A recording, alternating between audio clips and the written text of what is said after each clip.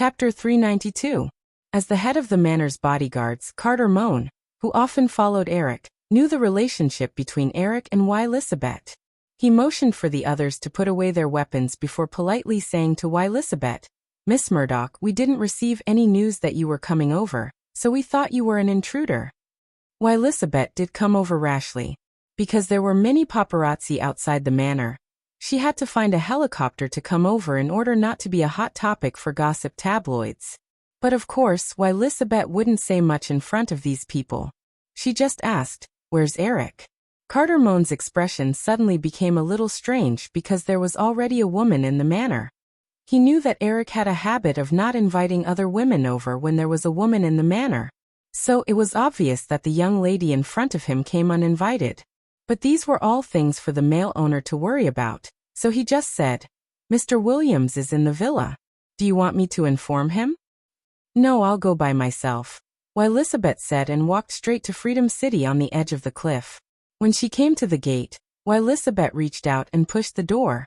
She found that the heavy single-sided glass door was locked. She leaned against the door and looked inside. Of course, she couldn't see anything. She was about to ring the doorbell when she saw the password lock keyboard next to her.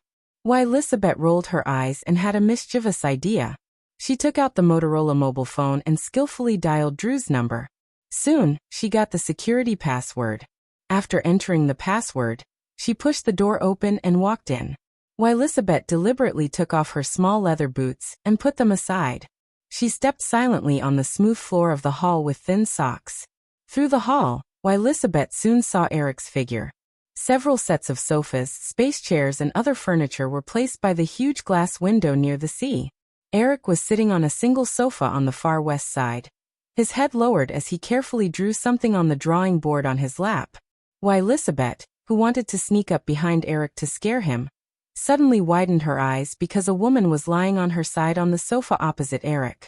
It was Jennifer Connolly, but what surprised Elizabeth was Connolly's outfit. "Don't move." Eric raised his head in dissatisfaction. Connolly paused, and Eric also noticed that the girl's gaze was focused behind him. He turned around and saw that it was Elizabeth, so he said, "Don't worry about her. Lie down obediently. I'm almost done." In any case, the other party was just a woman. Coupled with Eric's insistence, Connolly lay back down obediently. However, his face became rosy and tender. Noticing that Elizabeth was sizing up his figure with jealousy, Connolly, who was originally a little tense, quickly relaxed, and a smile appeared on his face. Elizabeth snorted and walked over to sit on the armrest of Eric's armchair. She looked at the sketch on Eric's knee that was almost completed and mocked. "Is this the private life of a billionaire?" "Shut up," Eric said without raising his head. Obviously, he was very dissatisfied with Elizabeth's interruption. He still held the charcoal pencil in his hand and continued to draw seriously. Elizabeth raised her small fist and circled above Eric with her white teeth. In the end, she didn't dare to land on Eric. She awkwardly retracted her fist. Elizabeth got up and walked to the small round table next to her to pour herself a cup of coffee. She sat on the other armchair with the cup in her hand and looked at Eric, who was drawing. Although she didn't want to admit it, Lujo's temperament when he pursed his lips and drew seriously was indeed very attractive. For a moment, Elizabeth even hoped that the woman lying on the sofa would be her. As soon as this thought popped up in her mind, she silently spat twice. After more than 10 minutes, Eric raised his head and said, "Baby, you can get up now." Connolly spread out the thin blanket and put it on her body. She smiled and came over. She looked at Eric's completed sketch and praised, "That's amazing. Is this really me?" "Of course, only a little beauty like you can draw such an effect," Eric said with a smile as he put the charcoal pencil aside and took out a wet wipe to wipe his hands. Elizabeth, who came over curiously, looked at the lifelike girl on the drawing board. Although she agreed with Connolly's words in her heart, she was not convinced and said, "It's just fun. I can draw too." Eric patted Connolly's waist that was wrapped in the thin blanket and said, "Baby, go and put on your clothes. Give me some time to get rid of this unpleasant guest." Connolly smiled and glanced at Elizabeth. She knew Elizabeth's identity, so she didn't show too much pride. She obediently got up and left. After Connolly went up the stairs nearby to the second floor, Eric arranged the portfolio in front of him and asked, "Tell me, what's the matter?" Looking at this aggressive look, "I guess you must be itching for a beating and want me to teach you a lesson?" Elizabeth snorted twice and was about to retort, but she remembered her father's instructions, so she softened her tone. "Eric, can you give Robert Shea's shares to Fox? My father said that if we get the shares, we will never participate in any decisions of Firefly. You still have absolute control of Firefly. This promise can be written in the agreement." The moment Elizabeth appeared, Eric expected the little girl's purpose today. The most nervous about the 25% shares in Robert Shea's hands, besides Firefly itself, was undoubtedly Fox. It would be better if other film companies took it. If the shares fell into the hands of the 3 major TV stations, it would undoubtedly pose a threat to the cooperation between Firefly and Fox. Even if the possibility of Friends being taken away was not high, there was a high chance that Firefly would develop new shows and put them on the 3 major TV stations to compete with Fox. This was definitely not what Murdoch wanted to see. Moreover, once interests were involved, personal friendship basically did not play much of a role. After all, any company had a large group of employees to feed. Eric could not completely ignore the efforts of the management in pursuit of the greatest interests. Therefore, if the shares were not taken or the shares were taken by competitors, then naturally, the management of Firefly would be biased towards the competitors. He gestured to the coffee on the small round table. Elizabeth wrinkled her nose in dissatisfaction and reluctantly poured a cup of coffee for Eric. Chapter 393. Eric took 2 sips of the warm coffee and said, "I definitely can't give you the shares. A year ago, I only paid $150 million for the acquisition of the new line. Now Robert Shea is offering me $500 million. I don't want this to happen again." Elizabeth analyzed clearly. "You're just trying to fool a layman. $500 million is impossible. Even if you do fork out $500 million, you're still getting a great deal. A year ago, Firefly was like a cripple with only one leg. Even if it had the copyrights to a few popular movies, it had no distribution channels at all. At most, it was worth $500 to $600 million US, and its distribution channels could be cut off at any time, and it would fall into a desperate situation. But after the integration of the new line, Firefly only took a year to develop into a junior major film studio. Although the valuation of $2 billion is a bit exaggerated, $1.5 billion is definitely still there. That means your net worth has increased by $1 billion in a year. Without the new line, with the constraints of the Big Seven, you might not be able to achieve this even if you used 10 years. Eric listened to Elizabeth's analysis and nodded.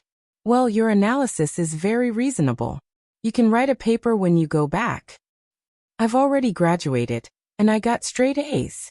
Elizabeth raised her chin and wanted to show off a little, but she quickly said, "You're changing the topic again. We're talking about Robert Shea's shares now." Eric said, "I've already given you an answer. Absolutely not. This is not in line with my development plan for Firefly." Elizabeth went to Eric's sofa and squatted down. She pulled the man's arm and shook it. It was rare for her to use a coquettish tone and say, "Let's talk about it again." Eric quickly pulled his hand back and said with a face of fear, "Don't be like this. It's too scary." Isabel, who had finally mustered up the courage to act like a little woman, was dealt a huge blow. She almost wanted to pull Eric's arm over and bite it a few more times. "Okay, there's no room for discussion. But you can rest assured that Firefly will definitely maintain a good relationship with Fox." Elizabeth pouted unhappily. "Why does it sound like an excuse to deal with people?" Eric reached out and pinched the girl's chin. "Of course not. You're my woman. Of course I'll side with you. Fox's business is my business." Elizabeth pushed Eric's evil claws away. "A bastard who was just drawing a woman just now actually said that. Do you think I will believe your nonsense?" Although she said that, Elizabeth's face couldn't help but blush. If she knew Eric's true thoughts, she would have picked up the coffee pot on the round table beside her and poured it on Eric's head. Whether it was in his memory or the information he could see now, Murdoch's two sons were very good-for-nothing guys. They were the standard playboys. But Murdoch was obviously the kind of person who valued sons over daughters. Although Elizabeth was the strongest among his children, in his memory, Murdoch insisted on handing over News Corporation to his second son. Since Eric came to this world and accidentally had a connection with Elizabeth, he certainly couldn't let this happen again. Murdoch was now 60 years old. In less than 10 years, he would have to consider the problem of a successor. Eric's plan was of course to fully support Elizabeth to take control of News Corporation. What's mine is mine. What's mine is mine. What's mine is mine. If it wasn't for this ultimate goal, why would he intervene in a small company like TG? In order to let The Silence of the Lambs win an Oscar, he was busy intercepting Dances with Wolves. These were all to increase Elizabeth's influence in the Murdoch family. Thinking of this, Eric couldn't help but look at the girl who was still squatting next to him. You have to work hard. Don't let me down. The girl's eyes met his and slightly avoided his gaze. She reached out and gently hammered Eric's shoulder. What are you up to now? Speaking of which, you still owe me something, right? Why don't you pay up now? I'm in a good mood now. I can give you a 20% discount. Elizabeth subconsciously wanted to cover her back. Her arms suddenly moved because of this, but she quickly stopped and glared fiercely at Eric. Don't even think about it. Eric was only joking. Looking at the wary girl, he found a more proper topic and asked, "How's the PR for The Silence of the Lambs going? I previously suggested that you ask Mira, Mike, and Wayne Stan to help with PR. You didn't forget, right?" For some reason, Elizabeth felt that leaning next to Eric was a good position. It was a little warm. She pulled out a pillow from Eric's back and placed it under her knees. She laid on the sofa armrest on Eric's left and said, "I gave them $1 million in lobbying funds. I've been doing it myself. Dad transferred a manager from Fox's publicity department who's good at Oscar PR to help me. These days, I've been attending lobbying parties with Judy and Jonathan almost every day. One more thing, regarding Best Picture, don't submit Drew's name. Cross out Julia's name too." Elizabeth nodded and said, "Of course I know. If we submit both of them, the old Oscar judges will definitely not vote for us even if they think that The Silence of the Lambs is qualified to win. Also, I've decided to submit Jonathan Demme to Best Picture with me. This way, the chances of winning will be higher. It's a smart choice. Doing so will give the Oscar committee a way out. If you're a woman, the chances of winning will be greatly reduced. Discrimination against women is already a deep-rooted thing. It won't change even after 100 years. The Oscars are just like that. You give them face and they give you an award. Everyone wins and everyone is happy." Elizabeth pulled one of Eric's arms over and placed it under her chin. She looked up at Eric and said, "What about you? When do you plan to win an Oscar for Best Director?" Eric shrugged and said confidently, "With my current fame in Hollywood, it doesn't matter if I win an Oscar or not." "You're so arrogant. Look at your movies. They're all commercial films. There's no chance of winning an Oscar. You're the kind of fox that can't eat grapes." Thinking about his plans for special effects movies in the next few years, the chances of winning an Oscar became even slimmer. However, if Eric had to choose, he would definitely not give up his original plan to make an Oscar film.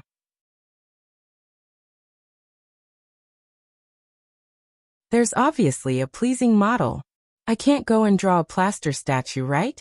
You have too many fallacies. I'm not going to argue with you, Elizabeth said. She saw the pilot waving at her to get on the plane. The woman came over and stood on her tiptoes to peck Eric's face. "Goodbye, I'm going back. Let's go. Say hello to Mr. Murdoch for me." Eric did not personally participate in the negotiations to buy back the shares in Robert Shea's hands. Not only would his presence not bring much benefit to the negotiations, but it was also likely to arouse Robert's resentment and hinder the negotiations. Jeffrey was mainly responsible for the negotiations on Firefly's side. At the same time, Eric invited his personal lawyer, Edward Lewis, and his team to cooperate. Eric planned to set up an exclusive legal department for Firefly after the new year, and sent an invitation to Edward Lewis, who had been working happily with him. Just like when Carolyn Elliott joined Firefly's finance department, Edward Lewis agreed without much consideration. As Eric expected, Robert Shea did not have much cash in his hands, and he was unwilling to give up all the investment rights of Cutthroat Island. His desire for funds promoted the negotiation process to a certain extent. After 3 weeks of intense negotiations, on December 24, the day before Christmas, the two sides finally reached an agreement. Firefly would buy back 25% of Robert Shea's shares at a price of $390 million. At the same time, Firefly would also pay Robert Shea's shareholder dividends and CEO salary for a year, totaling $60 million. At the cost of $450 million, Eric finally got rid of Robert Shea completely. The deal was settled, and it also aroused a great response in Hollywood. The reason why Columbia and Universal Pictures could be sold at a high price of $5 or $6 billion was mainly because the other party was a listed company, and the Japanese paid a high premium to facilitate the deal. Take Columbia Pictures for example. Before Sony announced the acquisition, Columbia's market value was only about $2 billion. And now, Firefly had not yet gone public. Through this transaction, the valuation of Firefly had exceeded the height of $1.5 billion. So, if Firefly maintained its current performance, after going public, it was likely to surpass any giant in Hollywood except for the Times Group that had merged with it. The day the two sides reached the deal was also the third day after the release of Flashpoint. Produced by Eric and directed by Kathryn Bigelow, the box office of Flashpoint was released on the first weekend. It received more than $16 million in the first 3 days of its release in more than 1,800 theaters. For Kathryn Bigelow, an average of nearly $9,000 in the first 3 days was definitely a very good result.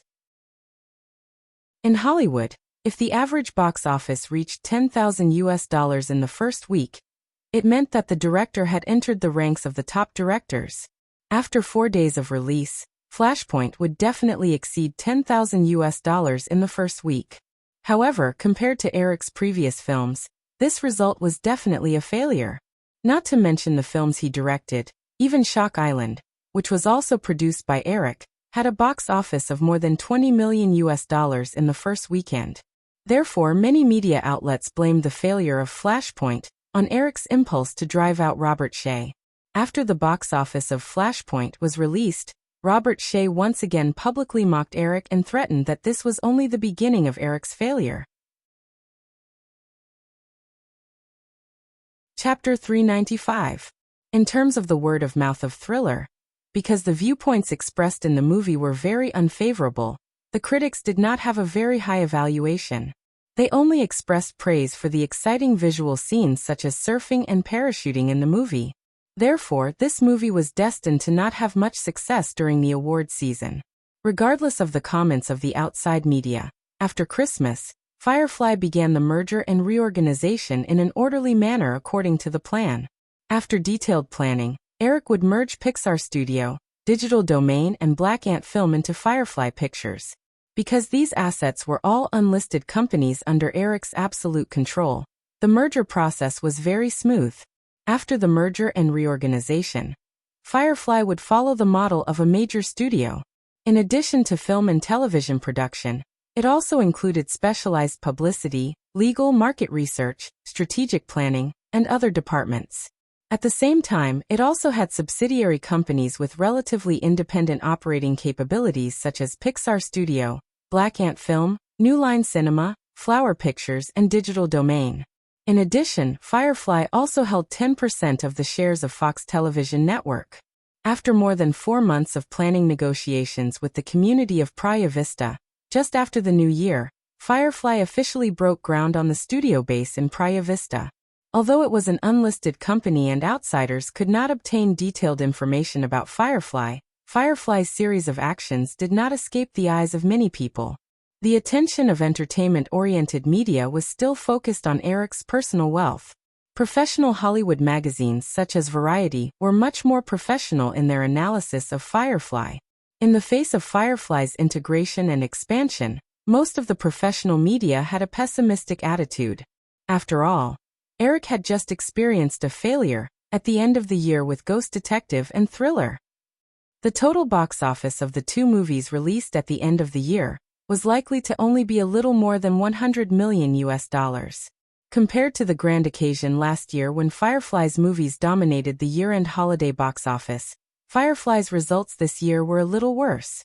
Moreover, the evidence that the media, who maintained a pessimistic attitude, pointed out was not just the year-end box office. While the results of Shock Point did not meet the media's expectations, because they did not know that the Camerons were divorced, Cameron, who was Catherine Bigelow's husband, was producing Terminator 2, which also fell into the media's sights. The media quickly discovered that the film, which had been shot for more than 3 months and had just wrapped up before the end of the year, had cost more than $70 million so far. As a special effects film, the post-production of the film would still cost a lot of money. Therefore, the cost of the film was likely to reach an unprecedented height. It might even become the first film in history to cost more than $100 million. If that was all there was to it, there might be some hope of recouping the cost. After all, the quality of Cameron's films was very guaranteed. And according to the public survey, movie fans had high expectations for the sequel to Terminator. However, many people thought that the movie's schedule was a fatal flaw. Last November, the 34-nation joint forces gathered in the Middle East issued an ultimatum to Saddam. Based on the current situation, this war was inevitable, and the time was likely to be at the end of January. Moreover, so far, not many people thought that the war would end in a short period of time. Since the second half of last year, facing the possible impact of the war on the film and television industry, the 7 major film studios had begun to formulate plans to reduce production. In addition to Terminator 2, there were no other big-budget films scheduled for the summer. Even Batman, which made more than $200 million at the box office last year, had postponed the sequel to the 1992 summer in order to avoid the brunt of the war. It was conceivable that if the war was still ongoing when Terminator 2 was released, the box office of this blockbuster would definitely be severely impacted. Once such a big-budget film with an investment of more than $100 million failed at the box office, it would be a very big blow to the ambitious Firefly. Because of this concern, even Cameron himself hinted to Eric in a meeting that it was best to postpone the release of Terminator 2, even if it was delayed until the end of the year. Eric just comforted him verbally, but he did not agree with Cameron's words. No one in the world knew the process of the Gulf War better than Eric. Therefore, it was the best choice to release Terminator 2 during the summer. Even if the war ended early and the 7 major studios released some big-budget films in a hurry, it was impossible to compete with Terminator 2, which had sufficient publicity and quality. Not only Terminator 2, but Eric also decided to release Toy Story, which had already been completed by Pixar, during the summer. He believed that the box office results of this 3D animation would definitely surprise many people. For this reason, Eric not only invited Tom Hanks to dub for Cowboy Woody, according to the original version, but he also spent a lot of money to release a trailer for Toy Story at this year's Super Bowl. Because the special effects production of Terminator 2 had just begun, they could only regretfully miss the Super Bowl. The first 2 weeks of the new year passed unknowingly. On January 15th, the date of the United Nations Army's ultimatum, the Iraqi army did not have the slightest intention of withdrawing from Kuwait. Instead, they once again carried out a large-scale increase of troops on the border between Kuwait and Saudi Arabia. Eric hurriedly handed over the work in his hands and flew to New York. After 2 months of deployment, Chris had already used the $2 billion funds in his hands to establish a large number of short positions in crude oil futures according to the original plan. Both of them were nervously waiting for the arrival of the war. Although Eric felt that his little butterfly might affect the progress of the war, he obviously overestimated his influence. At 2:00 in the morning on January 17th, the United Nations Army launched an attack on the Iraqi army, just like in his previous life. The high-intensity carpet bombing went on for dozens of hours. In the face of the United Nations Army's absolute air superiority, the Iraqi army had no room to fight back. It was a complete one-sided defeat. At the end of January, the United Nations Army wiped out the Iraqi garrison in Kuwait. Iraq lost 100,000 troops, while the United Nations Army only suffered a few hundred casualties. While the new pattern of the war shocked the world, the international price of crude oil began to plummet. Because of the expectation that the Gulf War would be prolonged, many oil trading companies bought a large number of crude oil futures contracts before the war. The war had only been going on for 2 weeks. In the face of the rapid decline of crude oil prices, countless companies' crude oil futures trading departments announced liquidation and closure. It was said that because of this loss, many companies did not open their futures trading departments for the next 20 years. It was obvious how much losses these companies suffered from this large-scale long trade. Chapter 396. Michael Eisner, who was sitting in a high-end coffee shop in Beverly, looked at his watch again. There were still 5 minutes before the appointed time, but his face was already showing an impatient look. He had been in a state of irritation these days. Disney's consecutive movies last summer had caused losses of hundreds of millions of dollars. None of the movies released at the end of the year had achieved outstanding results. Throughout 1990, if it weren't for Disneyland and brand product sales making up for the losses, Disney would likely have had its first loss since he became CEO. But even if they barely managed to break even, shareholders still began to accuse him of monopolizing power in Disney and oppressing Eric Williams, thus ending the good cooperation between Disney and Firefly. Michael Eisner certainly wouldn't admit the regret in his heart to others. If he had known that it would cause such a situation, he definitely wouldn't have stood out. But it was useless to say this now. After he expressed his reconciliation with Eric through Ghost, it only resulted in Firefly not openly hostile to Disney, but the cooperation between the two sides was impossible. Although he had complete control of Disney's board of directors, Michael Eisner knew very well that this absolute dominance was based on the fact that he could earn enough benefits for Disney's shareholders. Only Disney could bring a steady stream of profits and dividends to the shareholders, and in the company where the shareholders were very scattered, the situation of shareholders united against him would not appear. Occasionally 1 or 2 shareholders would jump out to pick a bone, but it wouldn't have any impact on him, even if it was the Disney family. Therefore, he sat here today and arrived earlier than others, which was rare. Unknowingly, 5 minutes had passed. A waiter finally led Robert Shea to the table. Michael Eisner forced himself to reveal a warm smile as he shook hands with Robert Shea.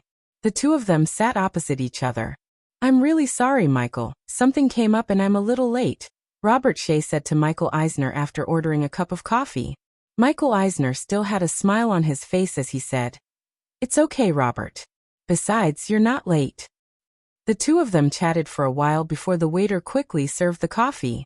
Robert Shea slowly added a few pieces of sugar for himself with a leisurely look. He didn't seem to have any intention of discussing serious matters. His attitude was obvious. He had been living a good life these days. After getting over the resentment of being kicked out by Firefly, Robert Shea found that he was even more glorious than when he was the CEO of Firefly because he had the script of Throat Cut Island that he had snatched from Eric. The 7 major film companies had lowered their stance and expressed goodwill to him, hoping to cooperate with him to develop the Throat Cut Island project. Of course, Robert Shea had thought of producing Throat Cutter Island independently, but it wasn't easy to distribute a movie with such a large investment. Without the new line, it was impossible for him to support the release of a blockbuster movie like Cutthroat Island with the connections he had now. Unless he was willing to patiently accumulate for a few years, it was inevitable to rely on the distribution channels of the 7 major film companies. But out of the resentment of being kicked out of Firefly, Robert Shea was eager to make a comeback. Of course, he also had the intention of using Throat Cut Island to annoy Eric, so he had decided to cooperate with the 7 major film companies. These days, he had been shuttling back and forth between the 7 executives, hoping to use the chip in his hand to fight for the greatest benefits for himself. Michael Eisner looked at Robert Shea, who was in a difficult position, and sneered. He said without leaving a trace, "I heard that the kid went to New York again." Of course, Robert Shea knew who Michael Eisner was referring to. His expression became gloomy. It must be because of the oil price fluctuation again. Maybe he made some money last time, and wants to make a fortune this time. Young people always don't know the immensity of heaven and earth. Not only did he refuse the invitation of the HFPA, Hollywood Foreign Press Association, but he didn't even attend this year's Golden Globe Awards ceremony. This time, he must have offended the HFPA. In the future, it won't be so easy for Firefly's films to win awards. Michael Eisner didn't particularly care about the Golden Globe Awards and the Oscars. MGM had more than 150 Oscars, which ranked first among all film companies, but it was still half dead. Only those small companies in the second and third tier would care very much about the profits brought by the Golden Globe Awards and the Oscars. From this, it could be seen that Robert Shaye's vision was still limited. Michael Eisner suddenly felt that Eric kicking Robert Shaye out of Firefly was the right choice. That kid will reap what he sowed sooner or later, Robert. Now let's talk about Throat Island, Michael Eisner said bluntly. Robert Shaye put down the coffee in his hand and said energetically, "Let's talk about Disney's conditions first. Michael, I'm still very inclined to cooperate with Disney, but you also need to come up with conditions that can move me." Michael Eisner said, "It's a 40-60 split, including all the investment and distribution. You get 40%, and Disney gets 60%. Of course, you can also get this proportion of the profits." Robert Shaye felt incredulous. Looking at Michael Eisner's serious expression, he sneered and said, "Are you kidding, Michael? Even if it's 50-50, I won't agree to it, let alone 40-60. I'm really sorry. I think I should leave. Everyone's time is very precious." "Why are you in such a hurry, Robert? Why don't you let me finish?" Michael Eisner waved at Robert Shaye, with a faint smile. Noticing Michael Eisner's abnormal expression, Robert Shaye hesitated for a moment before sitting back down. Michael Eisner continued, "Let's talk about Ghost first. Back then, Eric Williams said that other than him, the possibility of success in the hands of others was not high. I didn't believe it at first, but after Ghost was released, I realized that he was right. If it wasn't for the tear-jerking "Oh my love," the grade of this movie would have dropped by more than one level, and the box office would have definitely shrunk greatly. And other than him, if it were any other director or composer, the chances of connecting this classic old song from decades ago with Ghost are infinitely close to zero. Does this have anything to do with what we're talking about today?" Robert Shaye asked impatiently. Michael Eisner nodded and looked at Robert Shaye with bright eyes. He said confidently, "Of course. Do you know why I'm not as anxious as other film companies, and why I've only contacted you now?" Robert Shaye instinctively had a strong sense of foreboding. He stuttered and asked, "Why?" Chapter 397. Michael Eisner said, "During this time, Disney has been negotiating with Rainier Harlan and Gina Davis. Now Disney has signed a 3-year contract with them. Within 3 years, Rainier Harlan and Gina Davis will not work for any film company other than Disney." Robert Shaye was stunned for a moment before he realized who the two people Michael Eisner was talking about were. At the same time, he also understood that he had made a big mistake because of his negligence. He should have signed the contract with these two people first before negotiating with the Big Seven. When Eric contacted Bruce Evans, the owner of the script of Cutthroat Island, he had revealed his intention to invite the two of them to be the director and the female lead. After he bought the script of Cutthroat Island at a high price, Bruce Evans, who had already understood the ins and outs of the matter, had specially explained it to him. Faced with Michael Eisner's unabashed aggressiveness, Robert Shaye braced himself and said, "Hollywood is not short of directors and actresses. I can replace them. Don't even think about blackmailing me. Don't even think about it." "I'm not blackmailing you. We're talking about cooperation now." Michael Eisner's tone became very cold. There was no trace of the pleasantness when he cooperated with Robert Shaye on the overseas distribution rights of Teenage Mutant Ninja Turtles. Cutthroat Island is different from Ghost, which costs less than $30 million US. This is a mega production that costs at least $70 million US. The total cost after publicity is likely to exceed $100 million US. Just like the anecdote about Ghost of the Humans that I just said, if the box office of Cutthroat Island lost because of the replacement of the director, such a big investment movie was likely to lose money, and the impact of the box office loss was continuous. The income from the subsequent video distribution and TV broadcast rights of the movie would be greatly reduced. So you see, you have the script, but Disney has the director and heroine. We still need to distribute the movie. In this way, you still have the advantage. Of course, you can also wait for 3 years, but if I remember correctly, the contract you sign with Bruce Evans only lasts for 3 years. If you don't produce a film in 3 years, the ownership of the script will automatically return to Bruce Evans. Do you think you can get this script again next time? Robert Shea's hand, which was placed on the armrest, was trembling rapidly. Clearly he was very agitated. Facing Michael Eisner's aggressive gaze, Robert Shea finally exhaled dejectedly. All right, let's talk again. New York had just had a heavy snowfall, and the weather had become unusually cold. In the same suite as last time, Eric woke up in the morning and jogged on the treadmill for half an hour. He took a shower and planned to go downstairs for breakfast as usual. Walking into the elevator, Eric pressed the button and looked at the indicator in boredom, allowing the elevator to slide down. When it reached the 3rd floor, the elevator suddenly stopped. Knowing that someone was coming in, Eric took a step back to the corner. The elevator door opened, and a tall woman with her hands in the pockets of her black windbreaker stepped in. Their eyes met and the two of them said in unison, "It's you?" Eric gestured for the woman to come in, closed the elevator door and asked, "Catherine, why are you in New York?" Catherine Bigelow curiously sized up Eric and said, "I'm here in New York to relax. What about you?" "I'm here to make money," Eric said concisely. Catherine Bigelow thought that Eric was joking, so she teased him with a smile. How vulgar.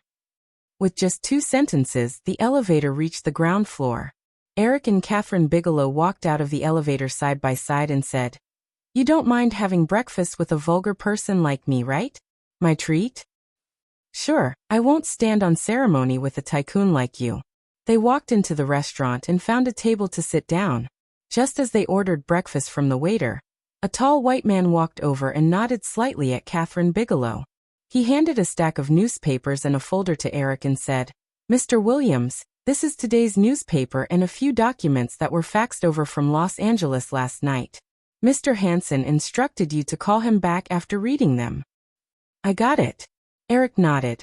Because of Catherine's presence, he didn't plan on reading these things before breakfast was served. He just put the newspapers and documents aside. Catherine Bigelow watched the man who suddenly appeared return to his seat in the corner, and asked curiously, "Who is that? Where's Aaron?" "My bodyguard, Aaron, is in Los Angeles, so I got him to be my temporary assistant." "Let's talk about you. Why did you suddenly appear here?" Catherine Bigelow said, "I lived in Soho Borough for 10 years. I recently divorced that bastard, so I came to visit some old friends and relax." Eric remembered that Catherine Bigelow and Cameron still worked together, but now, the woman was obviously still holding a grudge against Cameron for betraying her. She wouldn't forgive him in a short period of time. Jim has really gone too far this time. Do you want me to help you deal with him? For example, lower the budget of Terminator 2 to 18 million? Catherine took the breakfast from the waiter and rolled her eyes at Eric. "Forget it. Don't think I don't know that you're a little bastard too." Eric, who had just taken a sip of milk, almost choked. "Your own yard is on fire. Why are you stirring up the fire sprouts on me? What do you think?" "If you ask me, your thinking is too extreme. It's not good. It's easy to become a cynical bigot." Catherine snorted softly and didn't continue listening to Eric's nonsense. After eating breakfast for a while, she asked, "Isn't Firefly reorganizing? Why did you leave that mess and come to New York?" "It's really to make money." Eric pointed in the direction of the New York Chamber of Commerce. "Taking advantage of the war in the Middle East to make some profit on the price difference of crude oil futures." "Oh, so you're a little profiteer who makes money from the war." "I'll admit that I'm a profiteer. Can you remove the word little?" "No." Seeing Eric's depressed look, Catherine laughed. "Hey, how much did you make? Is it as much as you make a movie?" Eric shrugged. He didn't dare to tell the truth for fear of scaring the woman. He only said, "The Federation made most of it." No one expected that this war would be fought so cleanly. Before the war, the Federation and Saudi Arabia worked together, and sold a large number of futures contracts at a high price through crude oil reserves. Now that oil prices have been cut in half, they've made at least hundreds of billions. We small fries can only follow behind and drink some soup. Catherine still knew a little about futures. She sighed and said, 100 billion. Doesn't that mean that there are people who have to lose that much? Well, if you pay attention to the newspapers, you'll find that a large number of oil trading companies around the world have canceled their securities departments. This loss will last them for more than a decade. Chapter 398. Women always ate less for breakfast.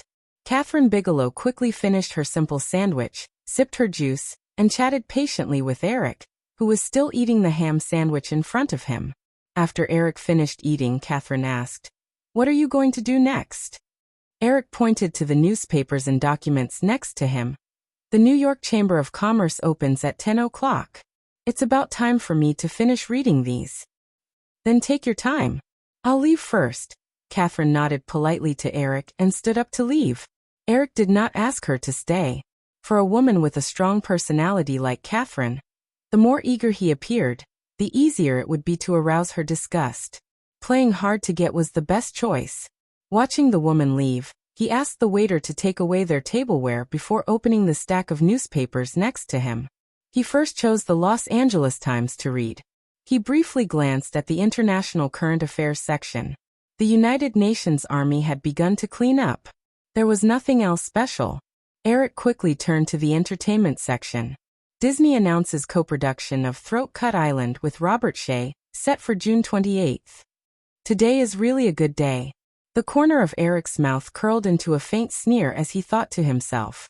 He had been worried that something would happen to his plan, but things were still developing according to his plan. Disney and Robert Shea had fallen into this pit together, so it was time for Chris to speed up the acquisition of Disney's stock. Although Throat Cut Island was not a film with special effects, it was a big-budget film with an investment of more than $70 million. The 5-month production cycle was neither short nor long. Judging from the article, Disney and Robert Shea also followed his secret arrangement and invited Rennie Harlin and Gina Davis to be the director and heroine. Then this movie was likely to maintain the standard of the original. Disney and Robert Shea set Throat Cut Island on June 28th, and Toy Story 2 and Terminator 2 on June 21st and July 5th respectively. Their intention was very obvious, but it was unknown who would be the one to snipe who at that time. Catherine Bigelow returned to her room, simply tidied up her makeup, put on a pair of camel-colored leather boots, picked up her bag and went downstairs again. She was going to a friend's party in the morning. As she passed through the hotel lobby, the woman could not help but slow down and look in the direction of the restaurant. Eric was still sitting in his original seat with his legs crossed and his lips slightly pursed. He looked down and read the newspaper in his hand seriously, and exuded a calmness that was completely inconsistent with his age. If they weren't familiar with him, it would be hard for them to realize that he was only 20 years old at first glance. Catherine looked at the dining room as she walked. When her line of sight was about to be blocked by the wall, the woman stopped in her tracks, but she quickly retracted her gaze and walked out. Walking out of the hotel door, the cold air outside instantly enveloped the woman. Catherine could not help but put her hands in the pockets of her windbreaker. After waiting by the road for a while, she flagged down a taxi and got in. Inside the air-conditioned car, the warm temperature gathered the woman's thoughts again. Thinking of the scene she had just seen, the woman suddenly remembered that Eric did not mention Saving Private Ryan again. During the filming of Point Shock, he was quite eager to let her take over the project. The two had a lot of discussions about the script, but on the one hand, it was because Point Shock was not completed yet. On the other hand, she was indeed hesitant about the project, so she had been delaying it. This little fellow couldn't have forgotten, right? However, she immediately denied this conjecture. How could such a smart little guy forget about it? But why didn't he mention it? Or was it just a whim at that time? And then he realized that it was impossible for a woman to control such a large-scale project, so he decided to ignore it and give the movie to a more suitable male director after a while. Catherine leaned against the window and looked at the occasional remaining snow on the roadside. She quickly felt that this situation might have something to do with Point Shock. Point Shock was now off the air, and the box office had stopped at more than 61 million. Catherine was very satisfied with the movie's box office. At least this result had allowed Firefly to recoup its costs. The profit from the subsequent video release was pure profit. For a female director, if the movie she made did not bring in profits for the studio, it would be a much more serious blow to her career than a male director. Therefore, in the face of this $30 million budget movie, Catherine was under no less pressure than any director of a mega-budget movie. However, the box office of this movie was far from the box office of Eric's previous movies. It must be because of this that he did not mention Saving Private Ryan anymore. That must be it. What a profit-minded little profiteer. The taxi stopped. Catherine paid the driver and got out of the taxi. As the cold air hit her body again, the woman's mind calmed down and she quickly put these messy thoughts aside. Anyway, the box office of Point Shock was good. As long as she found a project that she was interested in, she would definitely be able to get investment. Missing out on a movie was nothing. Cheering himself on, he reflected on himself for a moment, thinking about the gains and losses that he shouldn't have.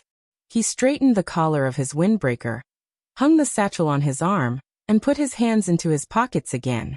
His hard-soled leather boots tapped on the road as he walked towards a street on the left. A gust of cold wind blew. She shrunk her neck and couldn't help but think that maybe she should buy a scarf. For the next few days, because the two had a strong sense of time, they would meet at the restaurant every morning. I suddenly feel that your life is really too different from your age. It's unbelievable. That morning, the two of them sat in their usual seats, and Catherine couldn't help but say. Eric looked up at the woman and said, "Then what kind of life do you think I should live?" Catherine made a meaningless gesture and said, "Anyway, it shouldn't be like this. It goes against my common sense." Eric smiled and said, "Maybe I'm trying to get your attention. You know, I'm quite good at coaxing women." Catherine glared at Eric, but her cheeks couldn't help but blush.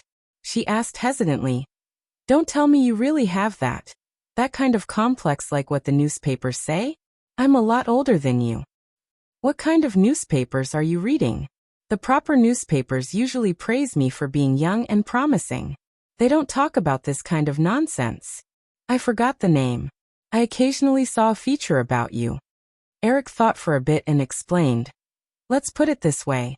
I prefer to spend time with women who are close to my mental age. That way, we can have more topics to talk about. You see, we've been chatting very happily these days, right?" Chapter 399. Taken aback, Kathleen reluctantly admitted, "That does seem to be the case." Because the topic was a bit awkward, Kathleen planned to leave early after eating her breakfast. Eric stopped her this time. He picked up the inconspicuous bag by his feet and handed it to Kathleen. "This is for you. You've been hanging out with your neck bare these days. I feel cold just looking at you." Kathleen opened the bag and pulled out a white cashmere scarf. The woman hesitated before pushing the bag back. "Thank you, but I don't really like white." "It's better. Then leave it here. I'll get someone to throw it away later." "You." Kathleen glared at Eric and picked up the bag. "Okay, I'll take it." After returning to her room, the woman walked to the bathroom and put on the scarf in front of the mirror. It had to be said that black was the most versatile color. The woman in the mirror was wearing a black trench coat and a white scarf, which made her look more feminine. But this was something she had been deliberately avoiding. As a female director, if she wanted to survive in Hollywood, she had to minimize gender differences as much as possible. She had been working hard to do so. However, she wasn't working right now, so she might as well wear it. She quickly found an excuse for herself. It was very reasonable. When she walked through the hotel lobby, she stopped for some reason and went to the restaurant again. Eric, who was reading the newspaper, looked up at her and praised, "You're very beautiful." "Thank you." She sat down across from him. Eric asked, "What's up?" "There's a charity art exhibition at the Columbia Library this morning. Are you interested in taking a look?" Facing Eric's gaze, the woman quickly said, "You're a big investor. This art exhibition is to raise money for a foundation for orphaned and disabled children. Maybe you can donate more money. Oh, I see. Let me make a few calls and cancel today's event, Kathleen immediately said. If you're too busy, then forget it. Eric ignored him. He took the mobile phone and made a few calls in front of Kathleen. He then looked up at the woman. So, when are we leaving? Now the exhibition starts at 9 o'clock. After saying this, Catherine saw Eric stand up without hesitation. She felt a little uneasy, but it was not the kind of uneasiness when danger was approaching. Instead, it was an inexplicable sense of uneasiness, as if a crack had appeared in some sort of defense at the bottom of his heart. The two of them walked out of the hotel side by side. Catherine was about to flag down a taxi when a black Chrysler stopped in front of them. Eric considerately opened the car door for her. Catherine hesitated for a moment before getting in. Columbia University, right? Eric sat down next to her and asked. Catherine nodded. She sat there with her back straight out of habit and her hands on her knees. Eric told the driver to drive. At the same time, he looked at the woman and couldn't help but laugh. Can you relax a little? You're making me feel weird. I feel strange. The woman blurted out automatically. The two of them then laughed together. The Chrysler drove along Broadway all the way to Columbia University in the uptown area. The two of them got out of the car together. Eric told the bodyguards that he didn't let them follow him. He walked into the Columbia University campus with Catherine. As it was his first time there, Catherine introduced the surrounding scenery and illusions to him as they walked. This famous school with a history of more than 200 years exuded a strong historical background. Eric didn't like buildings that were too classical, so his residence was decorated in a modern style. However, he didn't feel a trace of disgust as he wandered around the campus full of ancient buildings. Perhaps this was the charm of culture. After walking around the campus for more than 10 minutes, Catherine took him to the library where the charity exhibition was held. This exhibition is mainly about classical European oil paintings, but there aren't too many authentic works by masters. Most of them are copies by artists. Of course, they are of high quality. If you are interested, you can buy one or two of them, Catherine said. She handed over the ticket in her hand and walked in with Eric. As soon as they entered the library hall, Eric saw a white woman in her 30s with glasses coming up to them. Hi Catherine, you're here. The woman greeted Catherine warmly and hugged her. She was less than 1.7 meters tall, so she looked a little petite. When she hugged the tall Catherine, it gave off a strange feeling. It was like an adult hugging a child. Eric couldn't help but smile. After the petite woman let go of Catherine, she glanced at the white scarf around the woman's neck with a strange look in her eyes. She quickly turned to Eric, who was standing next to Catherine, and said, Wow, Catherine, no wonder you don't want to live at my place. Hey, you look familiar. I think I've seen you before. Have I seen you before? Eric smiled and extended his hand to the petite woman. Hello, I'm Eric Williams. Eric Williams, the woman repeated. She exclaimed softly and looked Eric up and down with her eyes wide open. The director of Sleepless in Seattle? It seemed that this woman's taste was obvious. Eric couldn't help but think that people who met him for the first time would often mention his works, and they would definitely talk about their favorite works. Yes, Eric nodded. The woman exclaimed softly again and said excitedly, Hello Eric, can I call you that? Oh, my name is Becky Murphy, Becky, the same name as the sharp-tongued female editor in your movie. Hello, Ms. Murphy. Eric felt that this woman was a little too enthusiastic. He looked at Catherine next to him. The personality difference between the two was too big. He didn't know how they became friends. Can you call me Becky? Oh, can I have an autograph? Of course, Eric nodded. While Becky Murphy went to find a pen and paper, he once again threw a look at Catherine for help.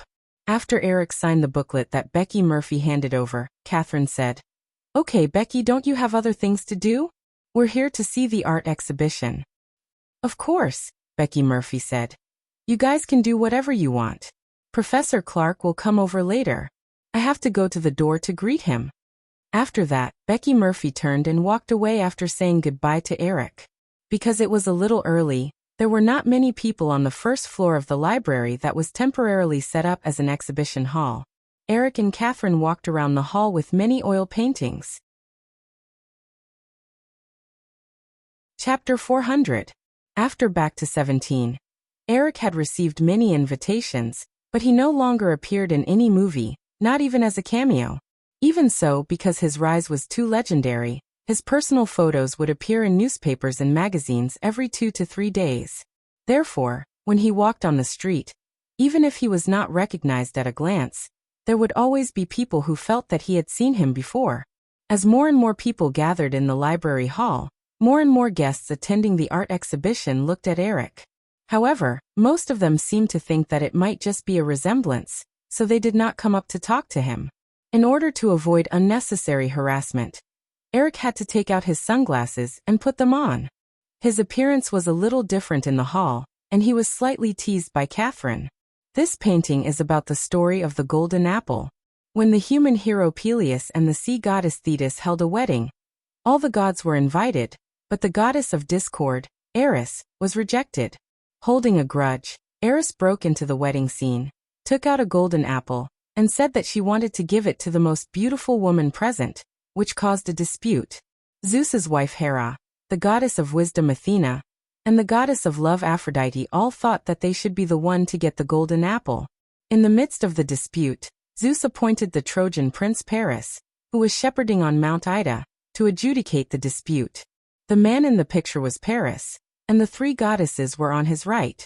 Because of the goddess of love's promise to let Paris fall in love with the most beautiful woman in the world, Paris awarded the golden apple to Aphrodite.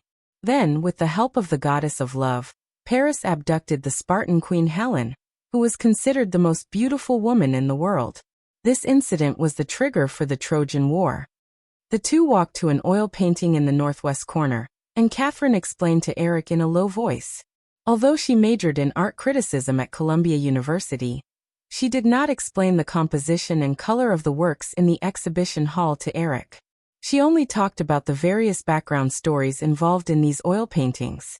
Although Eric knew a lot of them, he did not intend to interrupt the woman. Instead, he listened with great interest. After Catherine finished speaking, she looked at Eric, who seemed to be deep in thought, and asked curiously in a low voice, "What are you thinking about? Do you feel a little bored?" "Of course not." Eric shook his head. "I'm thinking of getting them to do a project about European mythology and history after I return to Los Angeles. The theme of this genre is a huge gold mine. Unfortunately, due to the limitations of special effects and manpower, there haven't been many outstanding works in this genre over the years." Catherine was the kind of person who believed in integrating work into her instincts. Therefore, she did not tease Eric for still thinking about work under such circumstances. Instead, she asked, "You mean epic movies like Ben-Hur and Spartacus?" Both Ben-Hur and Spartacus were European epic movies produced in Hollywood in the early 60s. The former told the story of Ben-Hur, a Jew who resisted the invasion of the Roman Empire. At that time, it won 11 Academy Awards, becoming an unsurpassable record in the history of the Oscars. In the original space-time, although Titanic surpassed Ben-Hur in terms of nominations, it only won the same number of awards as Ben-Hur. The latter was the masterpiece of the movie master, Stan Kubrick. Both movies were extremely expensive at that time, and they used tens of thousands of extras. Today, the Hollywood industry had developed to an extremely standardized level. Such a scale of manpower was difficult to replicate. Therefore, if they wanted to make this type of movie again, they would have to wait for the development of special effects. Eric and Catherine left the painting of the golden apple together. As they walked, he said, "Just like Ben-Hur and Spartacus, these two classics were based on literary works at that time, not historical facts. I think this is the key to their great success in the box office and awards." Catherine asked, "Why can't they be adapted according to historical facts? I think it's more realistic to follow history." The two stopped in front of another oil painting. Eric explained, "But the real history is always too cruel and unlikable. If we were to develop this type of movie, the investment would definitely be at the level of a super big production. If we want to recoup the cost, We would have to make a large-scale adaptation of history to cater to the tastes of modern audiences. It's still the same saying. The audience always sees what they want to see. After Eric finished speaking, he looked at the woman beside him. Although Catherine's works were not many, she always relished in conveying certain social knowledge to the audience. Moreover, she often preached. This style not only did not receive recognition from awards, but also caused the audience to dislike her if she did not pay attention. In the original Spacetime, it was not until The Bomb Locker, which won Catherine an Oscar more than 10 years later, that the woman changed this shortcoming. The Bomb Locker took the attitude of a calm bystander and described the daily life of a bomb disposal team on the battlefield of Iraq. It did not preach or comment, but after everyone watched this movie, they would naturally feel disgusted and resistant to war. This was the best way to promote anti-war propaganda. Catherine looked at the oil painting in front of her. This time, she did not explain to Eric in a low voice. Instead, she said, "I feel like you're talking about my movie?" Eric smiled. "That's right. You see, I didn't say anything about your movie, but you can understand my purpose. This is the best way to convey an idea." Catherine remembered what Eric said a few months ago on the set of Shock Point, and fell into a short period of contemplation. Eric did not disturb her. He stood aside and waited silently. When it was close to 12 o'clock, Eric chose the golden apple that caused the conversation between the two. He signed a check for $50,000 and handed it to the organizer. As for how much of this money could be used to help the so-called orphans and disabled children, it was not something Eric considered. At noon, Catherine's good friend, Becky Murphy, took the two of them to have a simple lunch together. The two of them did not go back. In the afternoon, under Becky Murphy's suggestion, they listened to a 4-hour lecture on European history in an auditorium in Columbia. During the lecture, Becky Murphy was very curious about Eric's performance. As Catherine's best friend, Becky Murphy had already heard about the divorce between Catherine and Cameron, so she was very curious about the relationship between Catherine and Eric. During the lecture, Becky Murphy often whispered to Catherine and glanced at Eric strangely from time to time. Chapter 401. Eric soon learned about Becky Murphy's identity. This woman, who was about the same age as Catherine, was now a lecturer at Columbia University. Back then, the two of them were classmates in the same dormitory. Although their personalities were somewhat different, they unexpectedly became good friends. It was already 6 o'clock in the evening when they walked out of the auditorium where the lecture was held. Eric and Catherine were about to leave, but Becky Murphy forced them to go to her house as guests. Unable to refuse, the two of them had no choice but to comply. Becky Murphy's house was in a small apartment on the Upper West Side. Her husband, Charlton Hawkins, was also a lecturer at Columbia University.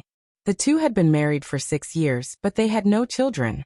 "Eric, you have been with Catherine for a long time. You have to be careful. Although she is usually a very gentle woman, she is full of violence in her bones." At dinner, after drinking a few glasses of red wine, Becky Murphy began to talk more. "I haven't noticed this yet. How did you know?" Eric asked curiously. Catherine, who was sitting next to Eric, had a helpless expression on her face. Becky Murphy put down the goblet and looked at Kathleen, as if she was asking for her opinion. But soon she said to herself, "Let's not talk about her movies. When we were all students at Columbia, many people found out about this. There was a painting class," Becky Murphy said, stretching out her arms and gesturing. She said in a slightly exaggerated tone, "Such a big piece of paper," and she drew a bloody thigh on it. It was so scary. "Becky, that was obviously not a thigh. I remember explaining that it was an arm," Catherine retorted helplessly. I always thought it was a thigh." Becky Murphy's eyes widened, and then she said, "But what's the difference? Anyway, it's still bloody. Pete and I have always been worried that you might have a split personality and suddenly become a she-devil when we are not prepared. You might pull out a knife and kill us all." "I want to sew your little mouth shut right now," Catherine said, glaring at Becky. Everyone at the table laughed. Throughout dinner, Becky Murphy kept talking about Catherine's past, and Eric's understanding of women became more specific. It was not until 9 o'clock in the evening that Eric and Catherine walked out of Becky Murphy's house. Eric's car was already parked in front of Becky's house. The two got into the car, and after saying goodbye to Becky Murphy and her husband, the car quickly drove to Broadway. After 10 odd minutes, Eric noticed that the woman sitting beside him would rub her forehead from time to time and asked with concern, "Did you drink too much and feel a little dizzy?" Catherine nodded. "It's okay. I'll just go back and rest for a while." Eric asked the driver to stop the car and opened the door. Although Kathleen felt a little strange, she still got out of the car. Stepping on the streets of Manhattan at night, the cold air soon made Kathleen feel a little more comfortable. "Let's walk for a while. You'll feel better that way," Eric said and took the lead to walk to the curb. The bodyguard drove the car and followed behind the two of them unhurriedly. Eric and Catherine walked side by side on the street, looking at the shops on both sides of the street and the traffic on the road. They did not say much. When they passed by an alley, Eric saw a group of young people gathered at the door of a dance hall. He had an idea and pulled the woman next to him. "Let's go over there and have a look." Catherine took a look and was about to shake her head and say forget it, but she saw that Eric had already turned into the alley. The woman hesitated for a moment, but still followed. This was a discotheque. Perhaps because the discotheque was too full, the guards at the door did not let all the young people outside in. Eric and the woman squeezed through the crowd and came to the entrance. A chain was placed in front of the crowd. Eric was about to communicate with the guard to let them in. A man in a suit standing behind the guard with his hands behind his back looked at the two of them and raised his chin at the guard. The guard took off the chain and signaled that the two of them could go in. After checking their coats, the two of them walked deep into the long corridor. Eric looked at the woman next to him and asked curiously, "Is this your first time here?" Catherine nodded. "I've never been to a place like this before," Eric said with a smile. "Actually, me too." Before they walked into the hall, Eric and Catherine heard dynamic music. When they came to the hall, under the flashing lights, the two of them saw countless men and women dancing to the music on the dance floor. Although the temperature outside was below zero, most of the women in the hall were wearing revealing clothes. The eyes were full of sexy slender waists and thighs. Many men were also bare-chested, revealing large patches of tattoos. When Catherine saw this scene, she was obviously not used to it. "Why don't we go back? It's already past 9. Since we're here, let's sit for a while," Eric said as he reached out and pulled the woman toward the bar. Catherine felt that her hand was suddenly grabbed by Eric. She quickly broke free and glared at Eric. "Don't do this." "Okay." Eric smiled. Although the woman said so, he did not see much disgust in her eyes. After ordering 2 glasses of whiskey, Eric took the woman to an empty sofa in the corner and sat there. "I'm really crazy to come to a place like this with you." Catherine sat down next to Eric. She did not relax on the back of the sofa like Eric. Instead, she habitually straightened her back and curiously looked at the crazy dancing crowd on the dance floor. "It makes sense that I haven't been here before. It's hard to imagine that you haven't been here either. Didn't you live here for many years? Some people will never do something in their life, even if those things are close to them." "Oh, I see." Eric glanced at the woman's face, which looked less than 30 years old, and nodded. If Catherine hadn't been able to maintain a restrained attitude towards life, she would definitely be a different person now. A place like a nightclub was undoubtedly the most erosive place. Sipping the whiskey in his hand, Eric suddenly asked, "I remember that more than 10 years ago, there seemed to be a get-out-of-disco movement. Do you know about it?" Catherine nodded. "That time, Becky and the others just happened to drag me to watch the game. Unexpectedly, in the middle of the game, someone lit a lot of disco records. Later, for some reason, the young people on the street all changed into t-shirts with disco sucks printed on them. During that time, many disco clubs closed." Chapter 402. Speaking of the get-out-of-disco movement, the 1978 film Grease, starring John Travolta, could not be avoided. This disco-themed musical film not only won the box office that year, but also released the original soundtrack record for the first time. Not only did that record set a sales record that could not be surpassed for many years, but it also led the disco record industry to the peak. However, this peak did not last long. A year after the release of Grease, due to an accidental opportunity, the Get Out of Disco movement broke out to boycott disco.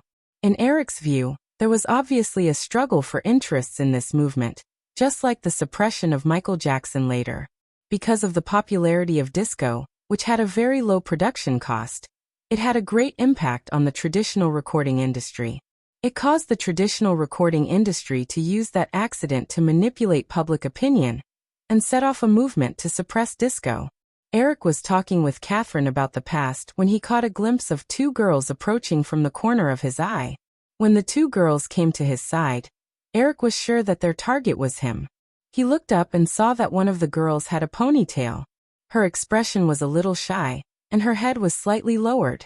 The other girl had shoulder-length hair, very white skin, and wore a black sequin dress that shone under the light. The short-haired girl saw Eric looking at them, so she mustered up her courage and asked, "Excuse me, are you Eric Williams?" Eric did not answer. Instead, he looked at the woman sitting next to him with a surprised look. "Look, Catherine, someone thinks I'm Eric Williams again, but I think I should be more handsome than him, right?" Catherine rolled her eyes at Eric and did not answer. The two girls believed Eric's performance. They looked at each other for a moment, not knowing whether to leave or not. Eric stood up and reached out to the girl with the very white skin. "Hello, my name is Ellen Fissman." The girl in the sequin dress reached out to Eric. "Hello, Ellen, you can call me Charlotte. This is Alice." Eric shook hands with the ponytailed girl next to Charlotte and said with a smile, "Can I buy you a drink?" The two women glanced at Catherine, who was sitting next to Eric. Seeing that the woman didn't say anything, Charlotte nodded. "Okay." So under Catherine Bigelow's speechless gaze, Eric took the two girls to the bar. After ordering a few glasses of wine, Eric stayed at the bar and chatted with the two girls. In less than 5 minutes, the two girls were smiling from ear to ear from Eric's coaxing. The short-haired girl named Charlotte even waved her little fists and lightly punched Eric's body, as if she couldn't wait to stick to Eric's body. Then, Catherine was even more speechless when she saw Eric holding the hands of the two girls at the same time and walking to the dance floor. Amidst the explosive music, Eric skillfully danced. The two girls also treated Eric as the center and surrounded him like two butterflies. Seeing Eric put his hands on the ponytailed girl's exposed waist, Catherine, who already felt unnatural, could not help but whisper, "Little pervert, you actually said that it's your first time here." Just as Catherine was considering whether she should leave early, a white man in his 30s came to her side. "Miss, can I sit here?" Looking at the person who suddenly appeared in front of her, Catherine's first reaction was to look at Eric. However, to her disappointment, Eric did not seem to be paying attention to her. He was still dancing with the two girls, but his perverted hands were already wrapped around the waist of the other short-haired girl, and were faintly sliding down. "Sorry, sir, there's already someone here." Catherine stared at Eric's hands for 2 seconds before saying coldly to the man in front of her, "Are you talking about that boy?" The man pointed in the direction of Eric and smiled. "I don't think he'll be back anytime soon. To be honest, it's very inappropriate to leave a lady here to dance with other girls." As the man spoke, he sat down beside Catherine. "Let me introduce myself. I'm Bernie Wesley. I work on Wall Street." The other party had always been polite, so Catherine couldn't treat her coldly. She simply introduced herself, "Catherine." "Catherine, actually, I've noticed you long ago.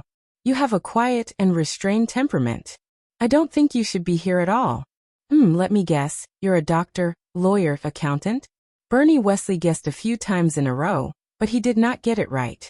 Seeing that the other party was going to continue guessing, Catherine could only say, "I'm a director." Bernie Wesley did not feel embarrassed at all. Although he did not pay much attention to Hollywood, he knew some of the unspoken rules in Hollywood. "It's unbelievable. You're so beautiful. If you say you're an actress, it'll be easier for people to accept. Directing is not a job that women can play." Although the other party's tone did not have any meaning of discrimination, Catherine was still a little disgusted when she heard these words. She frowned slightly. Bernie Wesley was obviously good at reading people's expressions. He immediately changed his words. Of course, there are still many outstanding female directors in Hollywood. By the way, what works have you produced? Maybe I should take a look? You won't be interested, Catherine said. Bernie Wesley thought that Catherine did not have any outstanding works. Looking at the age of the woman in front of him, he felt that the woman was at most 30 years old. Male directors of this age might not necessarily be able to produce any works, let alone a woman. Bernie Wesley thought for a moment and quickly said, "Then do you have any projects that you're interested in?" You know, our company actually has investments in Hollywood. If you have a good script in your hands, maybe I can help you pull some strings? Contrary to Bernie Wesley's expectations, the woman did not show any signs of being moved. She said lightly, "Sorry, I don't think there's a need." Don't be so absolute. Why don't you leave a contact number? You'll find out when it can be of great help to you. Although Catherine was a very patient person, she was also disgusted by the man in front of her. She said straightforwardly, "Mr. Wesley, if it's possible, I want to be alone for a while." "Oh, don't be like this, Catherine. This is a nightclub." Bernie Wesley did not seem to feel the woman's disgust. He said with a smile, "Why don't we go dance together? If you don't know how, I can." Before he finished speaking, Bernie Wesley felt a hand patting his shoulder. He looked up and saw two tall men in suits had appeared behind him without him knowing. "Sir, please don't pester this lady, okay?" Bernie Wesley thought that the two tall men were thugs in the nightclub in the name of security guards. They were meddling in other people's business. He wanted to use his friendship with the nightclub owner to reprimand them. But he soon noticed the difference. The two people in front of him did not have the slightest ruffian aura of the nightclub thugs.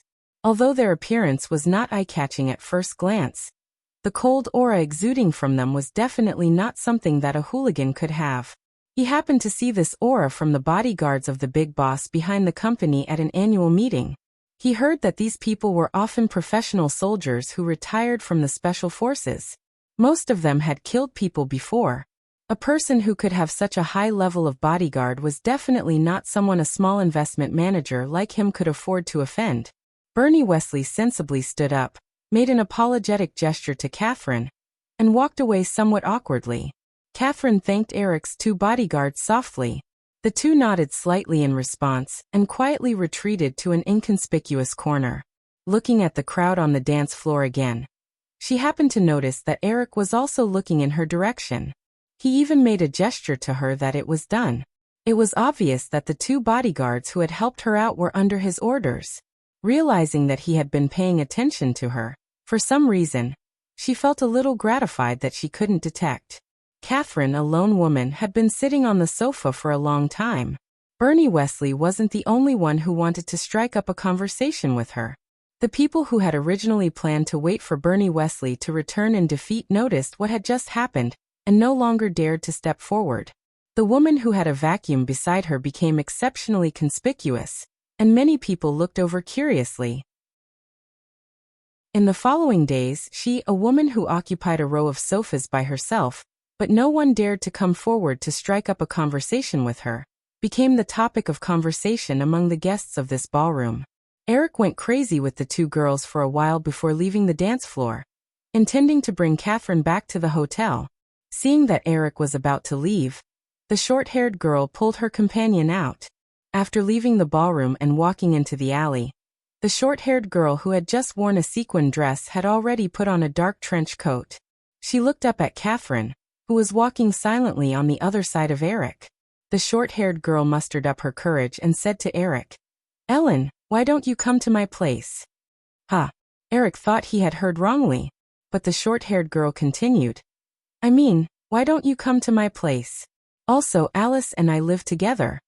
The hint of fragrance was already quite obvious. The ponytailed girl behind her, Alice, pinched her shyly and looked up at Eric with some anticipation in her eyes. "Forget it.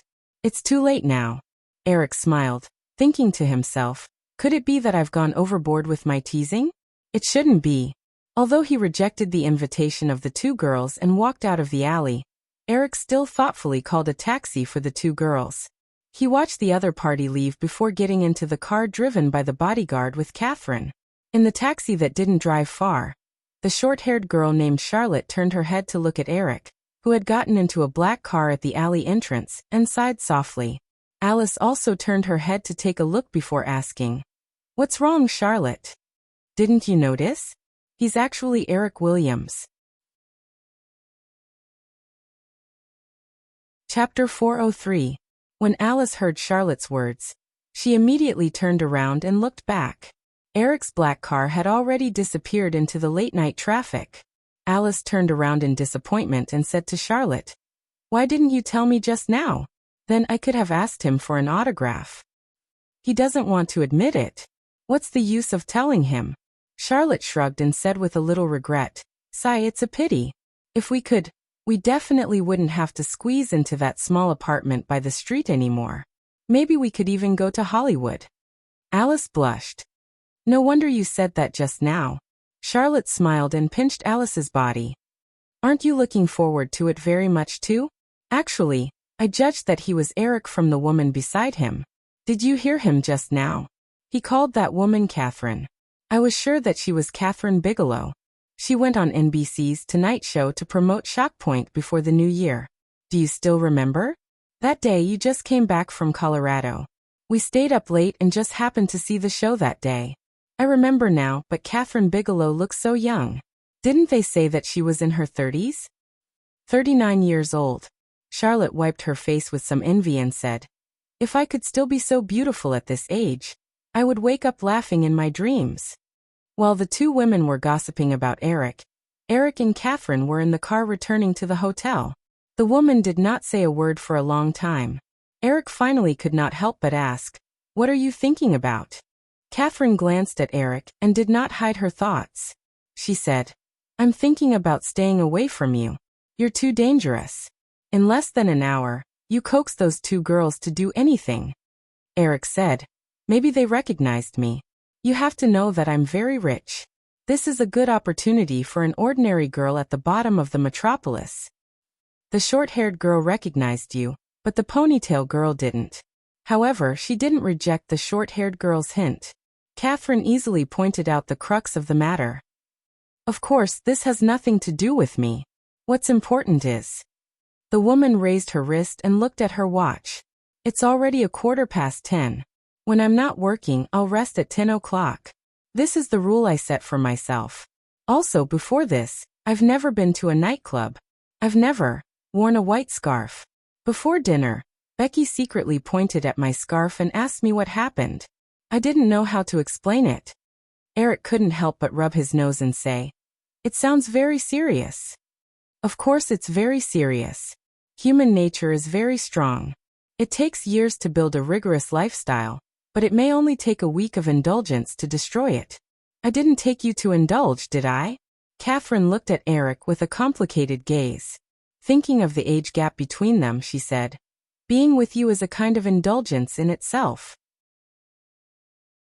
Eric argued, "But you were the one who invited me today." "I regret it."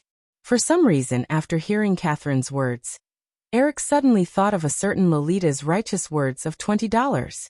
It seemed that no matter how old a woman was, being unreasonable was a talent. However, occasionally throwing a tantrum was also a cute thing about women. Catherine did not know what Eric was thinking. After saying this, she turned her face and looked out of the car window. The two did not speak until they arrived at Soho Hotel. They walked into the elevator together and arrived at the floor where Catherine lived. The woman took a few steps but did not immediately leave the elevator. She turned around and blocked the elevator door. She said to Eric, "Sorry, Eric, I just overreacted. I shouldn't have said that." Eric exaggeratedly covered his heart. "You scared me to death. I thought you would never talk to me again. As a consolation, shouldn't there be a hug before saying goodnight?" The little bit of guilt that just rose in Catherine's heart disappeared when she saw Eric's expression. This little pervert. With a faint smile on her lips, the woman glared at Eric and left the elevator without looking back. Early in the morning, Catherine came to the restaurant on time as usual. Eric was already sitting there. The woman's footsteps were a little hesitant, but Eric looked up and smiled. Are you really going to draw the line with me? Catherine also felt that she had overreacted. She walked over and sat down across from Eric. After eating breakfast together, Eric asked the waiter to clean up the table and said to Catherine, "I'm going back to Los Angeles today. When do you plan to go back?" Catherine seemed to be relieved. She asked casually, "I plan to stay for another month and go back at the end of February. Are you done with your work?" "The war in the Middle East has begun to end. Everything has been settled. I don't need to stay here anymore. Also, I need to start preparing for my next movie. Is it the tornado that you mentioned before?" Eric smiled and said, "Yes, I'm starting to prepare now. It'll be produced this year and released next summer." 1 year, that's a long time. Eric explained, "In the future, when special effects movies become mainstream in Hollywood, you'll find that the cycle is not long at all. In fact, this is also a kind of monopoly in disguise. As the investment in movies becomes larger and larger, the production cycle becomes longer and longer. Those production companies with extremely low risk tolerance will be eliminated in large batches. Only a few major Hollywood studios can support this kind of movie project." Catherine said, "Why are you telling me this?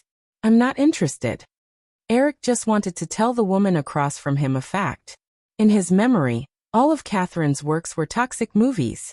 At the same time, it also caused her to spend a lot of time on the financing process for each of her works. "Okay, let's get down to business." Eric handed a thick folder in front of Catherine. "This is the script for Saving Private Ryan. I made some changes according to the results of our discussion when we were filming Point Shock. When I was free, I also took some time to draw some split scenes. There are a total of 76 scenes. You can use them as a reference." When Catherine heard that Eric had drawn 76 split scenes, she could not help but open it to take a look. She had seen Eric's split scenes drafts in the study room at the Sharp Corner Manor. But when she opened it to take a look, the style of these drawings was very different from the ones she had seen at that time. It looked very sloppy, but she could easily distinguish the relevant scenes. "It's so ugly," the woman said with a smile. Eric said, "If I have enough time, I can also draw it as precise as an industrial design like you." Catherine flipped through the drawings in her hand and said, "But I don't think I've agreed to take on this movie yet, right?" "Then you can think about it while you watch it," Eric said. "But you can imagine that if you can even make a historical war film that female directors rarely touch and win enough praise and box office sales, then you won't be treated differently in Hollywood because of your gender in the future, right?" When Catherine heard Eric's words, she paused for a moment. She was obviously very tempted. After thinking for a moment, the woman quickly made up her mind. "All right, I'll take on this movie. But you mustn't interfere too much. I don't want others to take credit for the movie after it's finished." Eric smiled and said, "Of course, no problem. I can find you another producer." Chapter 404. Speaking of the producer, Catherine Bigelow couldn't help but say, "Why do we need to find another producer? I can do it myself." Eric smiled in surprise. "Your proposal is really bold. For a project with an investment of more than $50 million, not many directors in Hollywood dare to confidently ask to be the producer themselves. They will often lose their jobs as directors." Catherine also seemed to think that her request was a bit too much. In Hollywood, it was a very important rule that directors were restricted by producers. The final editing rights of most movies were often in the hands of producers. This could prevent the director from recklessly filming according to his own ideas and affecting the quality of the movie. It also prevented the investors' funds from being squandered by the director. Of course, this rule also had a huge drawback. Many excellent movies were ruined beyond recognition because of the producer's interference. In the end, the movie director was implicated and received bad reviews from the audience. Often, many years later, the movie company would release some director's edits, and the movie would be righted. The most famous example of this was the famous Italian director Sergio Leone's Once Upon a Time in America. Seeing the woman awkwardly stretch out her slender fingers to rub the script in front of her after making this suggestion, Eric smiled and said, Of course, the biggest advantage of Hollywood is that it is more flexible than other industries. If you really want to be the producer of Saving Private Ryan, I can promise you that. Catherine raised her head and asked tentatively. Then what about the final editing rights? Eric raised his eyebrows. Hey woman, don't push your luck. Woman. Catherine dragged her voice slightly and repeated Eric's words. You are discriminating. Are you saying that if I were a man, I would get the final editing rights? Eric stared at Catherine's beautiful face that didn't show any signs of aging. If you were a man, you wouldn't even be able to get the position of producer. Catherine couldn't help but avoid Eric's undisguised gaze. I'm warning you, little guy. Don't do this again, or I won't take on this movie. You're starting to lose confidence? Eric suddenly asked. Catherine was puzzled. What? Eric struck a pose that he thought was very cool. He looked at Catherine and said, I mean, you're starting to lose confidence. You're afraid that you won't be able to stand my seduction? Catherine's mouth was slightly agape as she stared at Eric's hateful expression in surprise. She was stunned for a few seconds before she abruptly stood up, picked up the folder in front of her, and mercilessly smacked Eric's head a few times. Little bastard narcissist. Eric took a few hits and leaned back on the chair to avoid the woman's attack range. Looking at Catherine's rare loss of composure, he laughed out loud. The two of them were originally sitting in the conspicuous seats near the center of the restaurant. Catherine suddenly stood up and attacked Eric, immediately attracting the attention of all the customers in the restaurant. Feeling the strange gazes, Catherine, who was holding the folder, instantly seemed to be dyed with a layer of delicate wine red. She mechanically retracted her outstretched arms little by little, put down the folder in her hand, and hurriedly turned around and walked out of the restaurant. Eric looked at the woman's back as she fled, and the smile on the corner of his mouth deepened. Ignoring other people's pointing fingers, Eric picked up the folder opposite him and got up to follow her. Catherine returned to her room and went into the bathroom to wash her face with cold water. Only then did the feeling on her cheeks slowly recede. Looking at herself in the mirror with a few strands of wet hair on her forehead, the woman patted her face gently to speed up the dissipation of the blush on her cheeks. She muttered to herself, "Despicable guy, despicable little guy." She was muttering to herself in the mirror when the door was suddenly knocked. She wiped her face with a towel and walked out. Thinking that it might be Eric outside the door, she stood behind the door and hesitated for a few seconds.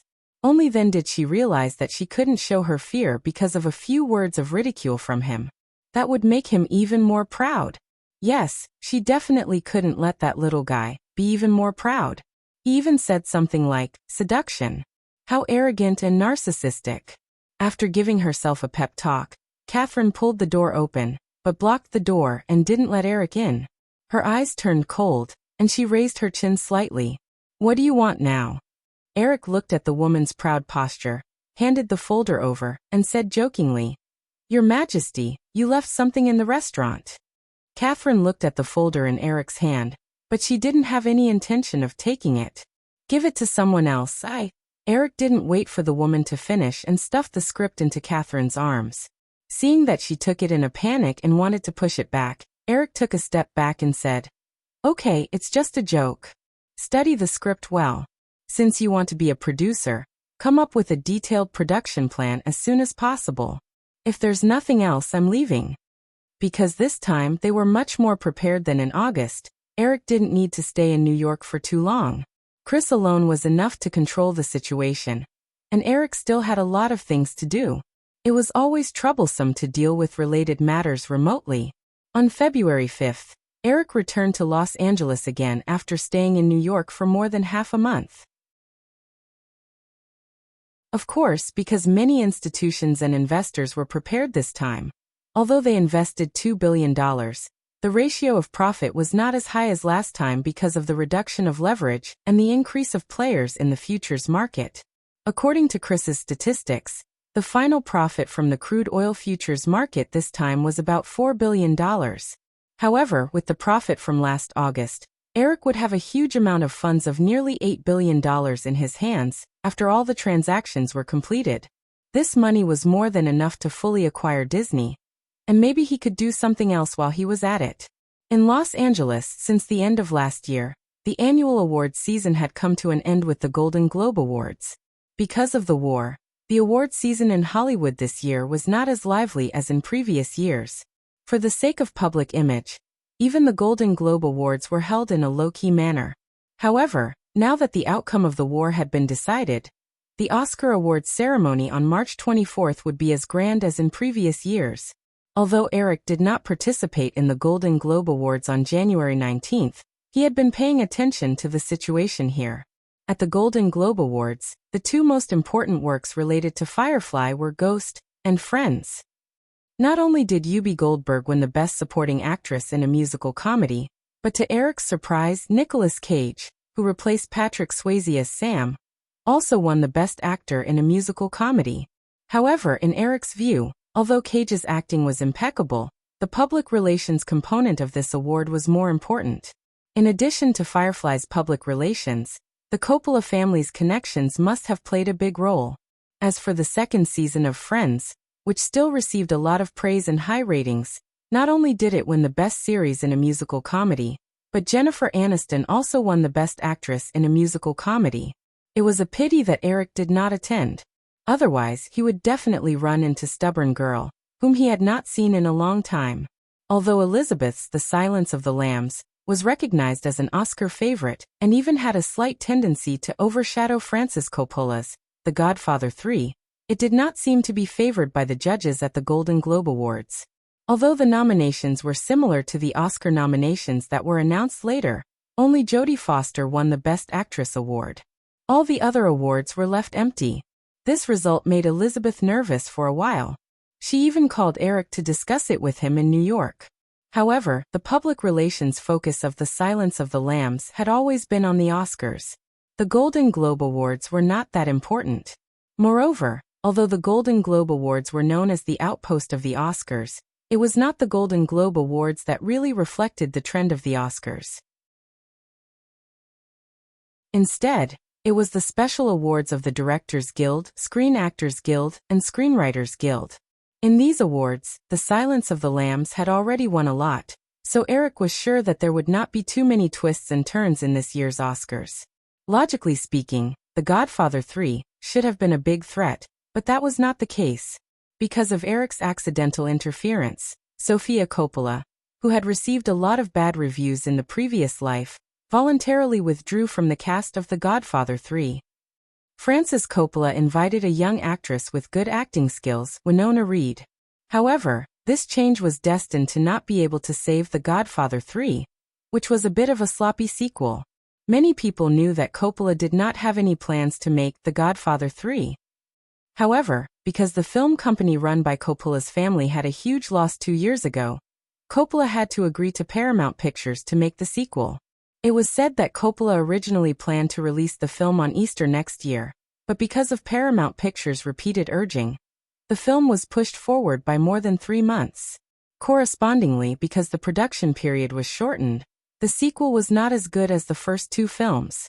So far, The Godfather 3 had only earned $60 million at the box office. According to the current attendance rate, it would definitely not be able to last until the Oscars to enjoy the box office rebound. Because of this, Paramount did not seem to be very enthusiastic about The Godfather 3 awards. Although Coppola did not say anything publicly, in private, he was quite dissatisfied with Paramount's decision to speed up the production process, which affected the film's quality. Therefore, he was not in the mood to do PR. Although the first 2 films in the Godfather series had won Best Picture, the quality of The Godfather 3 was completely incomparable to the first 2 films. In this case, the chances of it winning Best Picture were even slimmer. Also, because Eric interfered with Dances with Wolves, there was no film that could compete with The Silence of the Lambs in this year's Oscars. After returning to Los Angeles, Eric only asked a little about this before he put most of his energy into the subsequent restructuring of Firefly and the preparation of Tornado. After all, even if The Silence of the Lambs won an award on the surface, it did not seem to have much to do with Eric. As for Ghost, although it was nominated for Best Picture, Eric had no intention of doing PR at all. Firefly only put some energy into Whoopi Goldberg's Best Supporting Actress and Best Original Screenplay awards. Although Bridget Fonda and Cage were both nominated for the Golden Globe, neither of them was nominated for the Oscars. After half a year, the development of the special effects software Maya, led by Ed Kamal, had reached the final testing stage. Of course, this was only the traditional 1.0 version. Its main function was to satisfy the special effects of Tornado. During the production of Tornado, there would be continuous investment to improve it.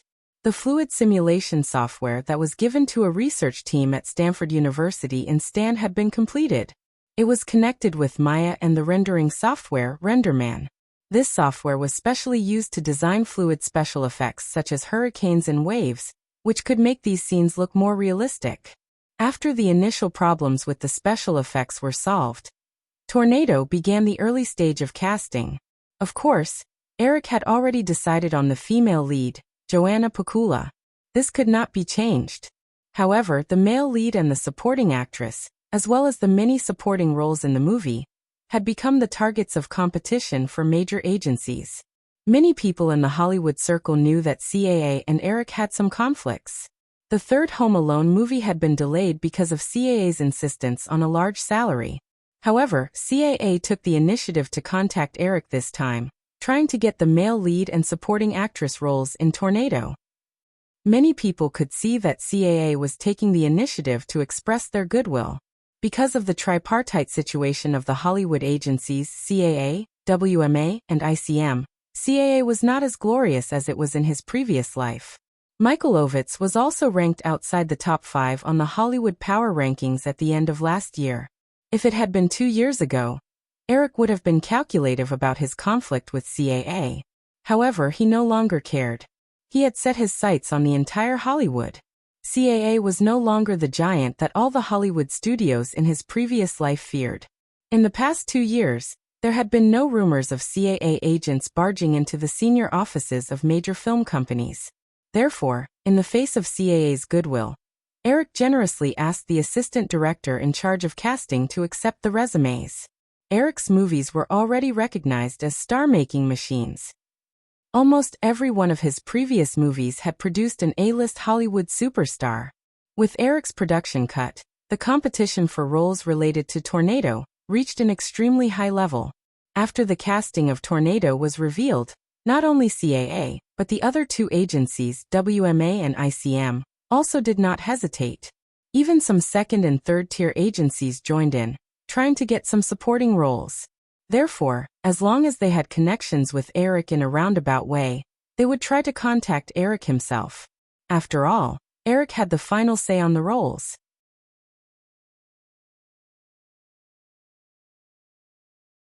Chapter 405. It was 5:00 in the afternoon. At Firefly's headquarters, the meeting to discuss Firefly's development plan for the next 2 years had been going on for a whole day. After Robert Shea's departure, after 2 months of reorganization and integration, Firefly was now like a newly modified sports car that was on the fast track. Therefore, in the conference room, whether it was the veterans of Firefly or the new executives who had just been integrated into the big family, they were all in a state of excitement with a vision for the future. The day-long meeting did not bring them the slightest tiredness. So far, Eric's plan to annex Disney was only known to himself and Jeffrey and his son. Moreover, to annex an industry giant like Disney, even if it started in the second half of this year, even if everything went smoothly, it would take at least a year.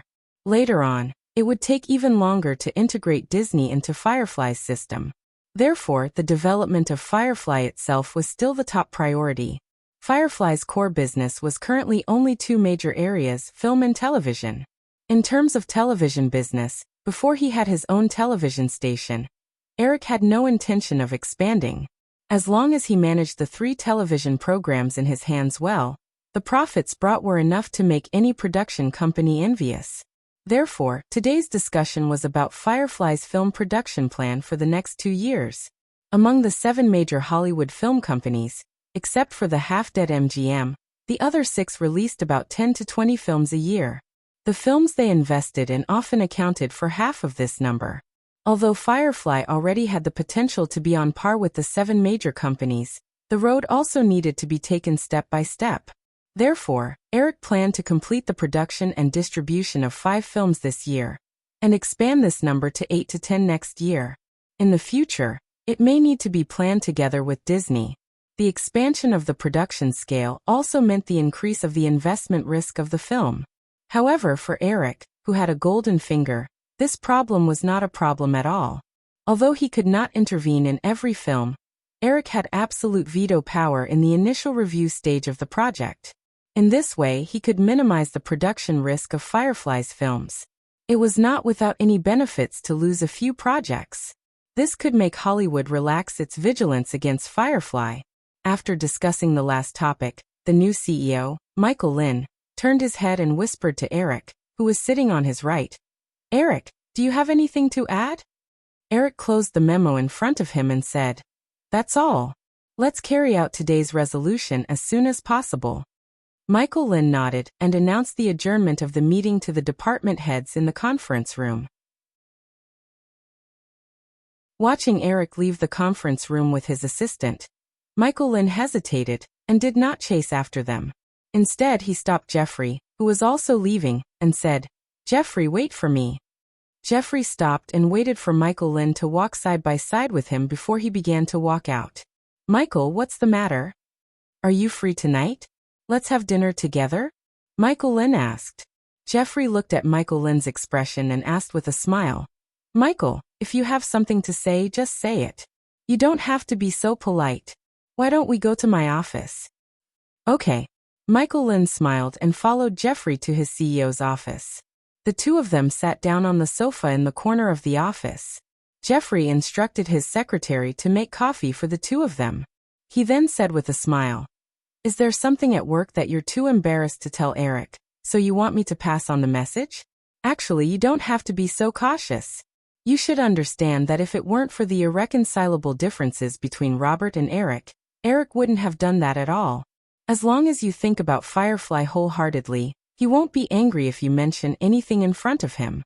When Michael Lynn heard Jeffrey's words, he remembered his purpose and his expression became a little awkward. He said, "Of course I know this.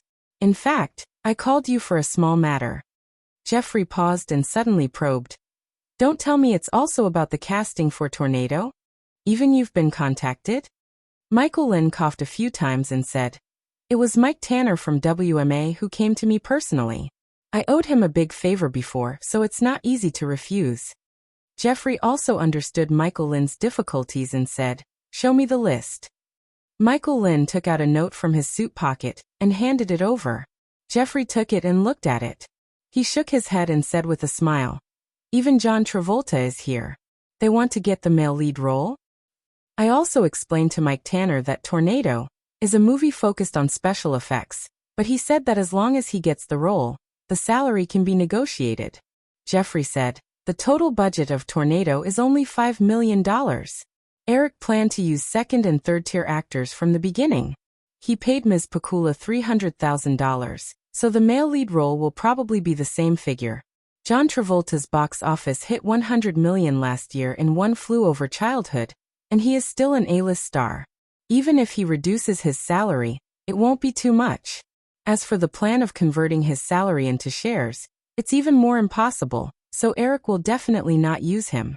If he wants to use an A-list actor, Tom Hanks is also available." His agent also contacted Eric, but Eric refused. Michael Lynn smiled and said, "I know that, but I'm only responsible for handing the list to you. Even if I return Mike Tanner's favor, I don't promise him anything else." "Well, I'll ask Eric to call Mike Tanner of WMA in person. Eric will still give you face. Even CAA began to show goodwill to us some time ago. I guess WMA mainly wants to establish contact with Eric so that they can cooperate in the future." Michael Lynn relaxed and said, "That's the best. If Eric comes forward, Mike Tanner's favor will be completely returned. I won't owe him anything in the future." The Hollywood film industry had developed for hundreds of years. Although the system was very sound, it was only a relative concept. Connections still played a vital role in Hollywood. Otherwise, there would not be a situation where Jews controlled most of Hollywood's resources. Eric received a call from Jeffrey in the car back to Malibu. He also chatted with Michael Lynn for a while and agreed. In fact, whether it was the news released by Firefly or the reviews of various professional magazines in Hollywood, they all made a detailed analysis of the role of actors in Eric's Tornado, which focused on special effects. Although most people knew that no matter how big the actors were, they would be reduced to supporting roles in Tornado, in this movie.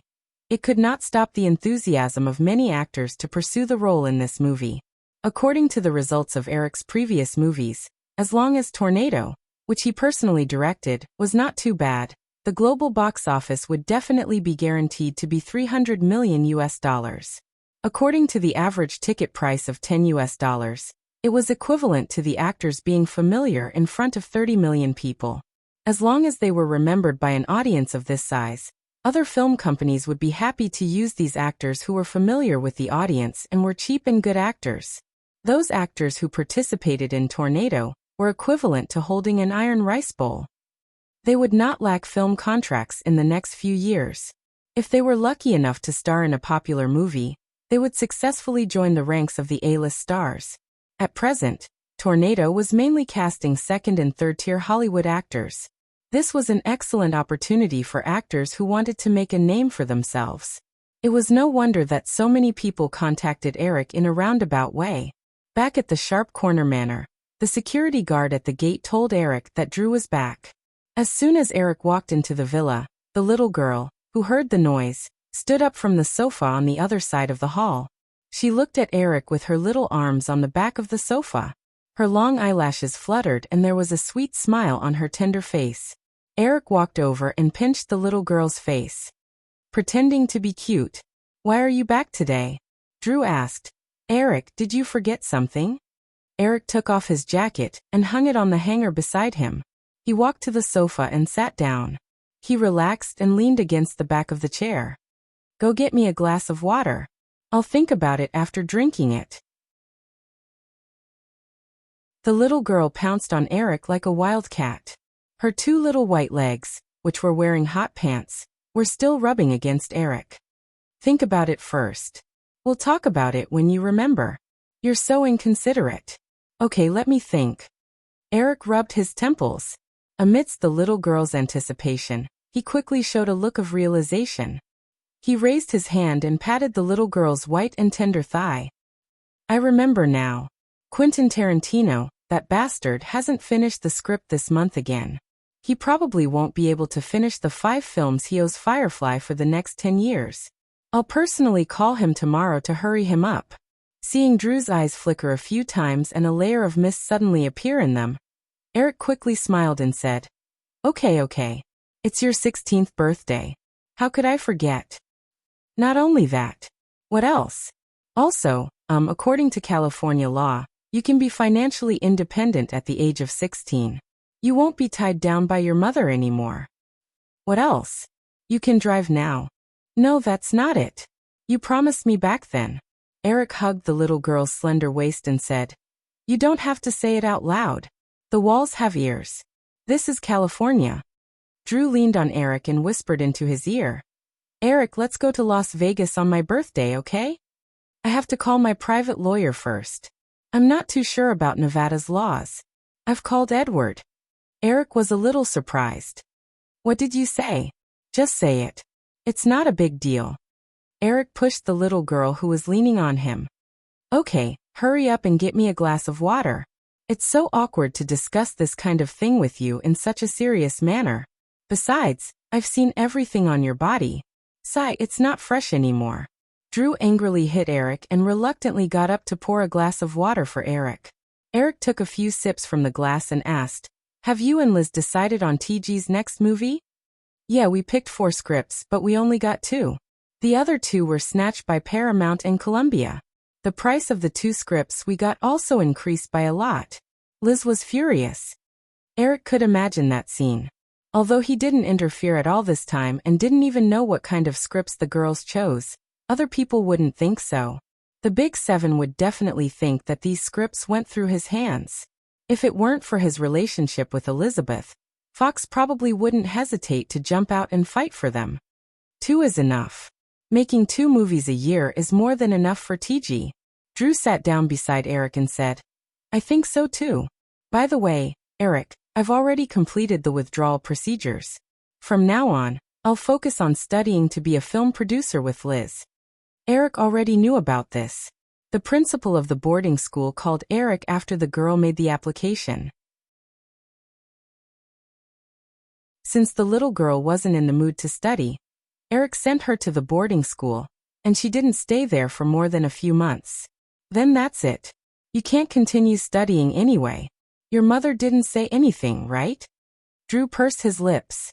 What can she say? She's worried that she won't be able to get a single cent from me after my 16th birthday. She's been nagging me these days about how hard it was for her to raise me. I was clearly the one who raised the family since I was 6 months old, okay? Anyway, after my birthday, I'll move out of the house. I've already bought a small villa in Beverly with the money from The Silence of the Lambs. It's right next to Liz's new house. Liz's? You mean her and Julia? They're still living together? Yeah, don't you know? Drew asked rhetorically. Oh, when you were in New York some time ago, they moved. Also, they have an extra child at home. When Drew said this, his expression became strange. Eric thought of something and asked, What's going on? Drew quickly proved Eric's guess. Julia's brother and his girlfriend had a little girl. Neither of them wanted to raise her, so Julia adopted the child. The news hasn't been revealed yet, but Julia will probably make an official statement after a while. After all, if she doesn't say anything, people will definitely think that the child is her illegitimate daughter. Then it'll be a big deal. Then what's the little girl's name? Emma, Drew said, lying on Eric with a smile. They're going to call the little girl Emma Roberts Murdoch. Wow! Eric was so surprised that he almost dropped the cup in his hand. Emma Roberts Murdoch, are you sure? Surprised, right? Anyway, they're going to register the name for the little girl. The smile on Drew's face became even weirder. They're obviously not gay, but they just don't want to admit it. I think if you go over and teach them a few more lessons, they'll face reality. Eric laughed. Forget it, I won't get involved. Let them be. I just don't know what Mr. Murdoch will think when he finds out that he has a little granddaughter. Drew also laughed. Actually, I suggested to them that the little girl should have another name. What name? Drew rolled his eyes and kept them in suspense before saying, Emma Roberts Murdoch Williams. Eric spat out a mouthful of water, and quickly took out a tissue from the coffee table in front of him to wipe it. That's too reckless. Although he said that, he was thinking about something else. In his memory, Emma Roberts was spoiled by Julia into a little witch. She was petite, but she was a violent maniac who would beat her boyfriend until his face was swollen. Julia alone spoiled her to this extent. If this little girl was really given the surnames Roberts, Murdoch, and Williams, she would probably turn Hollywood upside down in the future. Eric pinched the girl's face and pulled it. He laughed and scolded. Why don't you add your Barrymore in the middle? Emma Roberts Murdoch Barrymore Williams. What a domineering name. Drew broke free from Eric's demonic hands and suddenly said, Why didn't I think of that? I'll discuss it with them tomorrow. The girl obviously treated this as a fun thing. Eric was too lazy to pay attention to it. Anyway, he felt that Elizabeth and Julia would not agree, so let her be.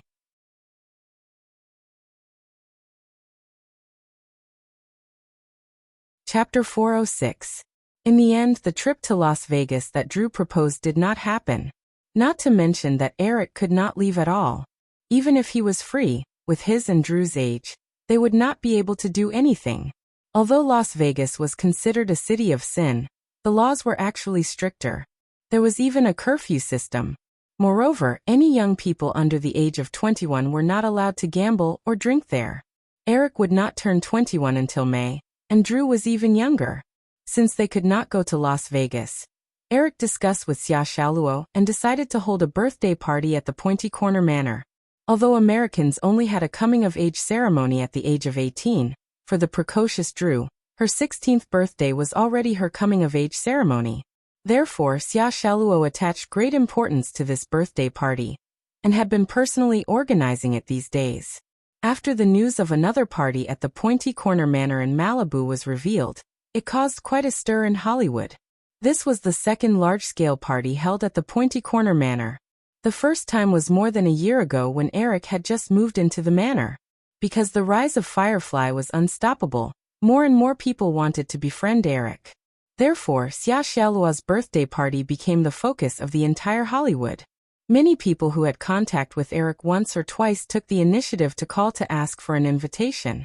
While many of the main and supporting roles in Tornado were still undecided, those who wanted to get in touch with Eric directly, but couldn't find a way to do so, were even more desperate to find out about the party invitation.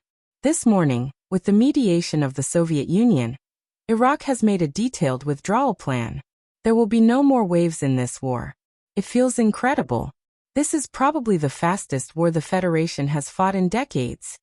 In the study of the villa, Jeffrey, who came to the manor early, sat on the sofa and said with emotion. Eric placed a cup of coffee in front of Jeffrey and sat down opposite him. Yet it feels like it was premeditated. When I was in New York, I noticed something strange. In this war, Saudi Arabia and other countries not only reimbursed more than $10 billion of military expenses, but the federal government also made more than $100 billion from this war through the crude oil contract. With such huge profits, I think some people will want to fight again. Jeffrey didn't notice the hidden meaning in Eric's words. Instead, he asked in a low voice, "How's Chris doing?" "All the contracts will be settled before the end of the month. Chris has already given me a more detailed statistics. It's about $4.1 billion, and the specific fluctuations will not exceed $100 million. The oil price has now dropped to $18. It can't drop any further." Jeffrey took a deep breath and said, "Plus the last time, it's $8 billion. If you include the Firefly, your net worth is now $10 billion. TSK, at your age, this number can enter the Guinness Book of Records. It's definitely a record that will be difficult to break." However, Eric said, "Pure money is nothing. How to convert money into power, and power is the most important thing." Jeffrey smiled and said, "Hearing you say that, I suddenly feel a little excited. I really want to see how far you can go in the end." Eric said confidently, "It won't take too long. Maybe 10 years, at most 20 years. As the two were chatting casually, the door of the study opened. Drew, who was wearing a pink dress and high heels, walked in. "Eric, there are more and more guests. I can't handle it. Just say hello and be polite. I don't need you to accompany me all the time. What's there to be busy about?" Eric moved aside and let the little girl sit beside him. Drew waved her hand to fan herself. "If I had known, I wouldn't have invited so many people. Now there are more than 200 people here, and there are still people rushing here." Although the little girl said so, there was a smile on her face. Obviously, she was very satisfied with the scale of the party. Eric frowned slightly and thought for a while. He said, "Tell Carter to strengthen the inspection of the manor. Don't let anyone make any trouble. Most importantly, don't let irrelevant people in. I've thought about this for a long time.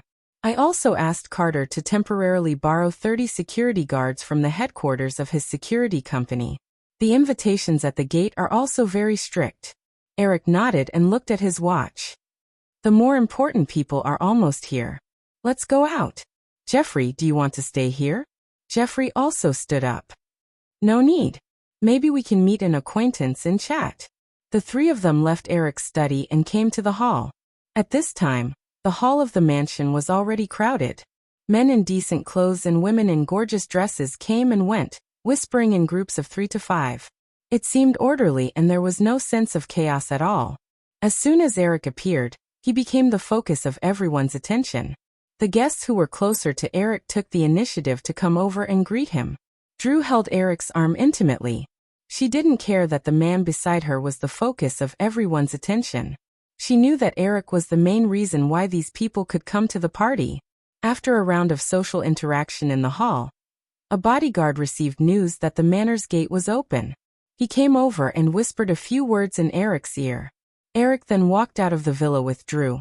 The sky was slowly darkening, but a large number of colorful lights in the manor had been lit up, setting off the entire manor like a fantasy kingdom. "Eric, who's here?" Drew asked softly. "Francis Coppola." Eric had just finished speaking when he saw Coppola coming over with his daughter, Sophia, and Cage. Eric went up to them with a smile. "Frank, I didn't expect you to come personally today." Eric hugged Coppola, greeted Cage, and shook hands with Sophia Coppola.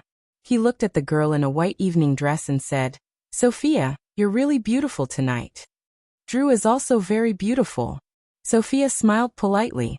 She nodded at Eric and greeted Drew. After a few words, Eric saw Amy Pascal walking over with a man. Looking at how close they were, the man was probably Pascal's husband.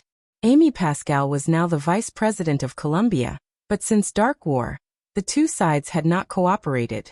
But compared to companies like Warner Brothers and MGM, which had never had any interactions, Firefly and Columbia still had some connections. After greeting Amy Pascal, the couple was invited into the villa. After more than half an hour, it was time for the party to start. Almost all the guests had arrived.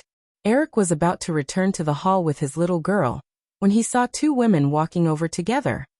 "Drew, happy birthday." Elizabeth hugged Drew, then pulled the woman beside her and introduced her to Eric. "Eric, this is the female lead of my next movie, Susan Sarandon." Eric smiled and greeted Susan Sarandon. "What a coincidence, we meet again." "Susan, I didn't expect you to star in Liz's movie. I thought the script was good so I took it. But I'm looking forward to working with you again." Susan Sarandon said with a smile and greeted Drew. They returned to the hall side by side. Eric casually asked Elizabeth next to him, "By the way, what's the script for your next movie?" "I still don't know. The script is called Thelma and Louise." "It's a road movie," Elizabeth explained. Eric was stunned. He quickly remembered the movie because it had a very domineering translation. Flowers at the End of the Road. Flowers at the End of the Road could be regarded as the first work of feminist road movies. It had a great impact. He didn't expect the script to fall into the hands of Elizabeth. However, in his memory, Flowers at the End of the Road should have been produced by MGM. The box office was not bad. In this case, the poor MGM lost another profitable work. Based on the name, there should be two female leads. What about the other one? Elizabeth glanced at Eric and said, "I originally had my eyes on Gina Davis, but because of the mess you created, it's definitely not going to work now. I have to find another female lead." Eric thought for a moment and said, "The X-Files will start filming in June. Famke's image is similar to Gina Davis's. Give her the female lead." Elizabeth thought of the hot Famke Jensen and said with some interest, "Why should I give it to her? Beg me." "No problem." Eric looked at the girl with a smile, but there was a dangerous look in his eyes. "Why don't we find a place and I'll beg you alone?" Elizabeth was speechless for a moment. With a blush on her face, she gritted her teeth and said, "You're such a jerk."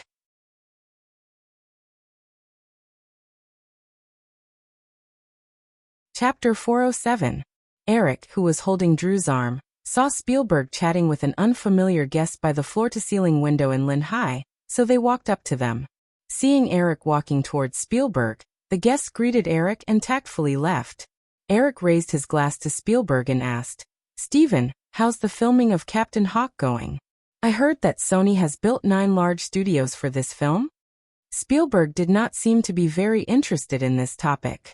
Although he had personally visited Eric and obtained some feasible amendments, just as Eric had rejected Spielberg's investment proposal, the script itself had a lot of flaws. As the filming progressed, Spielberg became more and more aware of this. Perhaps Captain Hawk would not lose money, but it would hurt his personal reputation. "It's okay. If nothing unexpected happens, it will be completed in May," Spielberg said. He looked at Drew, who was hanging on Eric's arm, and smiled. "Drew, you're 16 years old now. Gwyneth had a cameo role in Captain Hawk. When are you going to make another movie?" Drew said, "I don't plan to make another movie, Godfather. I'm going to learn how to be a filmmaker. I can help Eric in the future." Spielberg had heard some rumors about The Silence of the Lambs, But like many people, he completely attributed it to Eric. He did not believe that a few women could make such an outstanding movie. He said seriously, "It's not that easy to be a filmmaker. You're still young. Not everyone in Hollywood is as outstanding as Eric." Eric smiled and interrupted. "Stephen, actually, the script for The Silence of the Lambs was bought by Drew from someone else. This little girl has good taste. The production of the movie was done by them. I only helped to take a look at the script." Spielberg knew that there was no need for Eric to lie about such a small matter. He looked at the girl in front of him and revealed a faint look of surprise. "What a surprise!" Eric patted Drew on the back and said, "Drew, you haven't seen Stephen for a long time. You must have a lot to talk about. I'll go entertain the other guests." Although they were godfather and goddaughter in name, the relationship between Drew and Spielberg was actually very distant because of various things in the past. If it weren't for Eric, Spielberg wouldn't have attended Drew's birthday party today. The little girl knew that Eric wanted her to mend her relationship with Spielberg in order to accumulate connections for her future development. She obediently stepped forward and held Spielberg's arm, saying, "Godfather, let's go to the outdoor swimming pool. The air there is very good, and it was personally designed and renovated by me." Spielberg waved his hand at Eric and chuckled as he followed the little girl's strength and walked out. Eric watched the two leave and felt a little hungry. Just as he was about to get something to eat, he saw a round fatty very agilely come over before the others. "Harvey, how do you feel tonight? Is it more relaxed than those public relations parties?" Eric greeted him with a smile and pointed at the long buffet table not far away. "Of course. I don't need to waste my breath trying to persuade those stubborn old men here," Harvey Weinstein replied with a smile. Harvey came to the long table and helped Eric get a plate. He also took one for himself and picked up the food on the plate. After taking the food, Eric and Harvey found a table and sat down together. He joked, "Actually, there are quite a few old men from the association here. If they heard what you said just now, all your efforts would have been in vain." Harvey knew that Eric was joking, but he still couldn't help but look around. He relaxed and said, "Eric, you scared me. This awards season, I've already spent more than 7 figures on public relations. I heard that Miramax's film this year won 5 of the 6 nominations for Best Foreign Film. You guys are really in the limelight now. It's a pity that there aren't any important nominations." Harvey shook his head and sighed. He was obviously very dissatisfied with the result. Eric smiled. He thought of the people in his previous life who had invested hundreds of millions to win the Academy Award for Best Picture. But in the end, they came back empty-handed. He felt that it was ironic. Those people were obsessed with the award, but they didn't know that the Academy Award for Best Foreign Film was like a game to them decades ago. Eric was even a little glad that when he went to film school, he had already missed out on the generation of people who were obsessed with European films. Eric didn't care about the films released by Miramax. Instead, he asked, "How's the public relations for The Silence of the Lambs?" Harvey lowered his voice and said, "The Best Film and Best Director awards are in the bag, but the Best Actor and Actress awards are not guaranteed. Although Anthony Hopkins has performed very well, he is still a newcomer to the Oscars. His competitors this time are all very experienced old men. Miss Jodie Foster just won Best Actress 2 years ago, so her chances are not high this time." Eric nodded with satisfaction and said, "Just do your best. I still have a lot of faith in the public relations ability of you two brothers." Harvey showed a look of regret and said, "If only The Silence of the Lambs was released by Miramax. That way, we can make a credible plan for this film, and the chances of Best Actor and Actress winning would be higher." Eric only smiled and didn't respond to Harvey's words. Harvey's words were nothing more than a hint that he wanted to work together. However, Firefly, which had just completed its integration, was Eric's top priority. Even if he wanted to cooperate, he wouldn't cooperate with a small company like Miramax. Harvey also understood Eric's intention and felt a little regretful. Although the two brothers had found out more and more ways to do public relations for the Oscars, Eric didn't seem to be interested in Miramax. Since Eric didn't have the intention to cooperate for the time being, Harvey didn't dare to be too persistent. He just said that if Eric had the intention to cooperate, he could contact him at any time. The two chatted casually. Not long after, Elizabeth came over with a plate and sat down on Eric's left. She joined the conversation, and most of the topics were still about the Silence of the Lambs.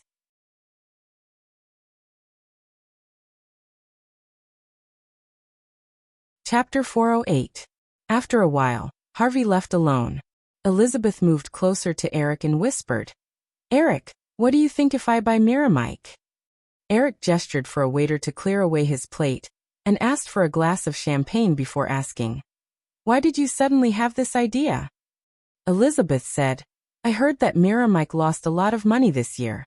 After the success of Sex, Lies, and Videotape and My Left Foot last year, the Wayne-Stam brothers bought more than 10 movies in one go. In the end, not only did most of them fail at the box office, they also didn't win anything at the Oscars. I think this is a good opportunity." Good opportunity? What good opportunity? What's your purpose in buying Miramike? Even if you buy it, do you have any specific plans for Miramike? Also, what's TG's development plan? Have you considered these? Eric's series of questions confused Elizabeth. After the success of The Silence of the Lambs, Elizabeth only wanted to strike while the iron was hot and continue to produce films to develop TG. But as for the specific planning, did a production company like theirs need any sort of planning? Other than making movies, wasn't it still making movies? Okay, let's take it one by one. Eric looked at Elizabeth, who was at a loss. Why do you want to buy Miramike? For the Oscars. The two brothers are very good at public relations for the Oscars. Other than helping the public relations for The Silence of the Lambs, they also received 5 nominations for Best Foreign Film. Although there are blockbuster films that make it to the Oscars every year, most of the nominated films are still works of art. Since you want to buy Miramike, does that mean you've decided to focus on making indie films that are good for awards? Elizabeth shook her head. Of course not, it's just that when needed, you can ask them to do public relations, right? Do you think TG has the ability to buy an indie film company just for the Oscars? Elizabeth unwillingly moved her waist and used the silver knife in her hand to cut a prawn on the plate in front of her. She muttered, "Fine, I won't buy it." Eric continued, "Actually, most of the time, the Oscars are just icing on the cake. We can't deny that it plays a very important role in the sales of videotapes and so on. The value of the stars who win the Oscars will also multiply. However, out of the hundreds of movies produced in Hollywood every year, only a dozen or so could compete for the Oscars. If the movie company's goal was to compete for the Oscars, then the company would never be able to grow. Orion Pictures, which recently announced that it would stop production, is actually an example. I remember that a few years ago, Orion Pictures received 18 nominations in the last Oscars, but now it is still on the road to bankruptcy." Elizabeth waved her small hand to stop him. "All right, it's just a temporary idea. You don't have to talk so much like an old man. Even my father doesn't talk as much as you." Eric looked at Elizabeth with a hurt expression. "Do you think I would nag on if it was someone unrelated?" Elizabeth's face turned slightly red. Just take it that I was wrong, okay? The Silence of the Lambs is TG's work that made them famous. This is an exception, but then you chose a road movie. I haven't read the script yet, so I won't comment for now. But have you thought about what TG's focus will be in the future when it comes to movies? Elizabeth looked thoughtful. I really haven't thought about that. I just feel that as long as we can pick out a good script and make a good movie, it will be fine. Of course, my plan for myself is to not make a movie that costs more than $30 million in the next 5 years. This way, the risk can be minimized. Even if we accidentally lose money, it won't be too much. I won't comment on the Big 7. But for Firefly, my plan is for Firefly to make a big-budget movie that focuses on special effects. New Line will be in charge of horror and thriller movies. Flower Pictures will focus on action movies in the future. Pixar will be in charge of animation. Black Ant was an accident, so I don't have a definite position for now. After Eric gave a simple introduction, he looked at Elizabeth. So, what kind of movie do you think TG is suitable for? Elizabeth counted with her delicate little fingers and pondered for a moment. It seems like, if we can't specialize in indie movies, the bigger category would be comedy movies. Finally, he lured this girl into his trap. Eric decisively said, "Then that's it. In the future, TG will specialize in comedy movies. Actually, it's very beneficial to specialize in this genre. Just like how the Wayne and Stam brothers figured out a set of rules for the Oscars, if you guys switch to comedy movies, you can also figure out a suitable path after a long time. Also, comedy movies usually cost very little to produce, so it's very suitable for Poison Productions." Elizabeth seemed to have figured out something else as well. She looked at Eric suspiciously and said, "Why do I feel like this was all arranged by you?" Eric snapped his fingers and gave her a look of praise. "So smart. So you don't have any objections, right?" Elizabeth asked weakly. "What if I have objections?" Eric looked at Elizabeth with a smile. "See, you used a question, which means that this is just a hypothesis. So, you definitely don't have any objections. Since that's the case, then it's decided. We'll have a good talk about the specific cooperation plan later. Actually, I have a lot of good ideas in mind, but I don't have the energy to implement them. I don't want to hand them over to an outsider, so I'm letting you take advantage of me." Elizabeth stared at Eric for a few seconds and pursed her lips. She silently forked the only remaining prawn on the plate in front of her and stuffed it into Eric's champagne glass as a way of venting. Then, she slumped on the table and knocked on the table gloomily. "Oh my God, how did I meet a shameless guy like you? I'm going crazy." Eric looked at the layer of oil in the glass and sighed. What a waste. Regretfully, he stood up and asked the waiter to get another glass. While he was at it, he also thoughtfully took a glass of wine for the girl next to him. "Come, have a glass of champagne. You should thank me, but I've given you a very, very big gold mine to manage. I'll fire you." Elizabeth gritted her teeth and glared at Eric. She took the glass of champagne and drank it in one gulp.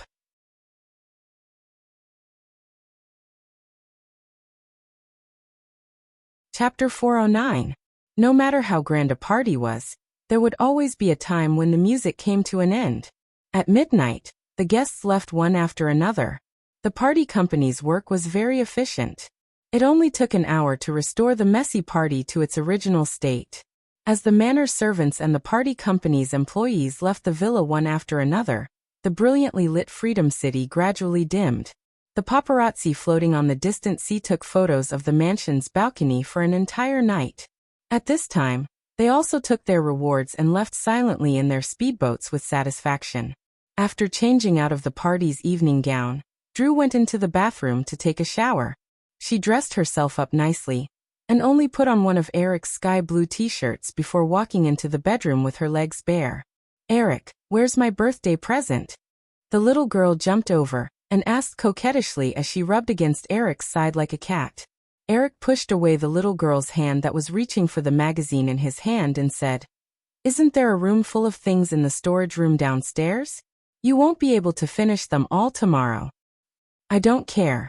I'm asking where's the birthday present you prepared for me?" "Well, I went around Rodeo Avenue. The things there were too expensive, so I couldn't bear to buy it." Seeing the little girl's teary face, Eric continued, "So I made one myself." After Eric finished speaking, he took out a beautifully packaged small box from under the pillow behind him and handed it to Drew. The little girl couldn't wait to open the box and take out the item. In the solid wood picture frame that was slightly smaller than a 32-page book, there was a small sketch. A girl with a tender face wearing a t-shirt that exposed her navel and hot pants was standing on a wide street, smiling as she looked at the people passing by on both sides. In addition, there was a pair of wings on the girl's back, which were painted light gray. The lines in the picture were very slender. Although the whole picture was only the size of an ordinary photo, even the girl's fingers and the feathers on her wings in the picture were very lifelike. It was obvious that a lot of thought had been put into it. Drew looked at the picture frame in his hand and grinned. He was obviously very satisfied, but he still pointed at the girl's wings in the picture and said, "Eric, why are they gray?" "Because the color gray symbolizes loss." Eric looked at the girl's smooth blonde hair in his arms and recalled the many memories he had about Drew before he was reborn, as well as the bits and pieces after they met in this life. With a smile on his lips, he slowly said, "The lost angels with gray wings are not like the pure angels who carry a mission and are bound by shackles. They are also different from the evil and Chunluan who chopped down the angels. They only lived for their own happiness. They were uninspired and did not love the world. They were willful and indifferent. God was jealous of their freedom, so he said that they were too selfish and banished them to the world. I happened to pick up one and got entangled with it, so I drew her out to remind myself not to make the same mistake again." Drew leaned against Eric's chest and listened quietly. Unknowingly, a glimmer of light flashed in her eyes. After Eric finished speaking, she threw away the picture frame in her hand and threw herself on Eric's body. The next day happened to be Saturday. The girl took the initiative to let the two of them sleep until 4 or 5 in the morning. When Eric woke up, it was already 10 in the morning. Drew even got up in the afternoon. Eric spent the rest of February preparing for Tornado. After many rounds of auditions, all the main roles in the movie were confirmed. By the beginning of March, the breakdown of the movie's script, the production schedule, the preparation of the budget, and the hiring of actors and staff were all completed. In a studio at Digital Domain's headquarters in Venice Beach, Eric and many technical staff waited patiently in front of a small computer. A special effects artist sitting in front of the computer skillfully operated the machine in front of him. A moment later, a playback window appeared on the computer screen. The special effects artist operated the mouse and pressed the play button. In the silent image, there was a wooden house standing alone in the wilderness. The surroundings of the house were all shown with a gray background. This house, which was difficult to distinguish between real and fake, looked a little strange. However, everyone present knew that this house was completely CG. After complicated material rendering, it looked difficult to distinguish between real and fake. Therefore, no one made a fuss about it. However, everyone was excited about the success of their design. Even a few months ago, they were not sure if pure CG effects could reach a level where it was difficult to distinguish between real and fake. However, no one doubted it now. A second after the still image of the house appeared, a gray tornado suddenly appeared on the left side of the image and swept toward the house. As the tornado's tentacles came into contact with the house, the wooden house began to shake and gradually break down. Although the image was still and silent, the onlookers seemed to hear the howling of the tornado and the crackling sound of the house being torn apart by the wind. A few seconds later, the house was destroyed by the tornado, leaving only the foundation of the house in ruins. After the short 8-second scene finished playing, everyone in the studio spontaneously applauded. Cameron was originally working on the post-production of Terminator 2 in the digital field. When he heard that there was something good to see, coupled with Eric's personal visit to the studio, Cameron came over out of curiosity. He did not expect to see the amazing scene in front of him. As a director who was passionate about technology, Cameron understood the technical content of this short 8-second scene better than anyone else. After the scene ended, Cameron patted Eric on the shoulder and said, "It's unbelievable. I didn't expect this to be completely produced by computer special effects. If I didn't know about this beforehand, I would definitely think that the house was real." The scene of the house being destroyed by the tornado is even more shocking. On the other side, Stan Winston's side. "It's too expensive. This 8-second scene cost $3 million. It's enough to make a good low-budget movie. What's more, it's a pity that this scene can't be used in the movie." Eric watched the special effects artist play the scene again, and breathed a sigh of relief in his heart. As long as the effect could be realized, it would be fine. As for the money spent, according to the current situation, it was completely worth it. When making this material, Eric instructed the special effects artist to make this scene according to the highest specifications. Although the picture was not complete and there were no other scenes around the house, this short 8-second scene made the rendering farm that the digital field had just invested $10 million to build work at full capacity for 16 hours. The power consumption of the rendering farm's huge processor cluster alone burned more than $100,000. However, at this time, After seeing the realistic effect displayed by the computer CG scene, Eric did not feel the slightest pity for investing $3 million in this 8-second scene. He was as excited as the special effects artists beside him. The result of this scene at least proved that all the money and energy he had invested in the past year was worth it. Okay, Stan, this investment is necessary. If we can't accurately test the feasibility of the tornado CG scene, there's no need to make the movie. Come, let's go to your office and talk.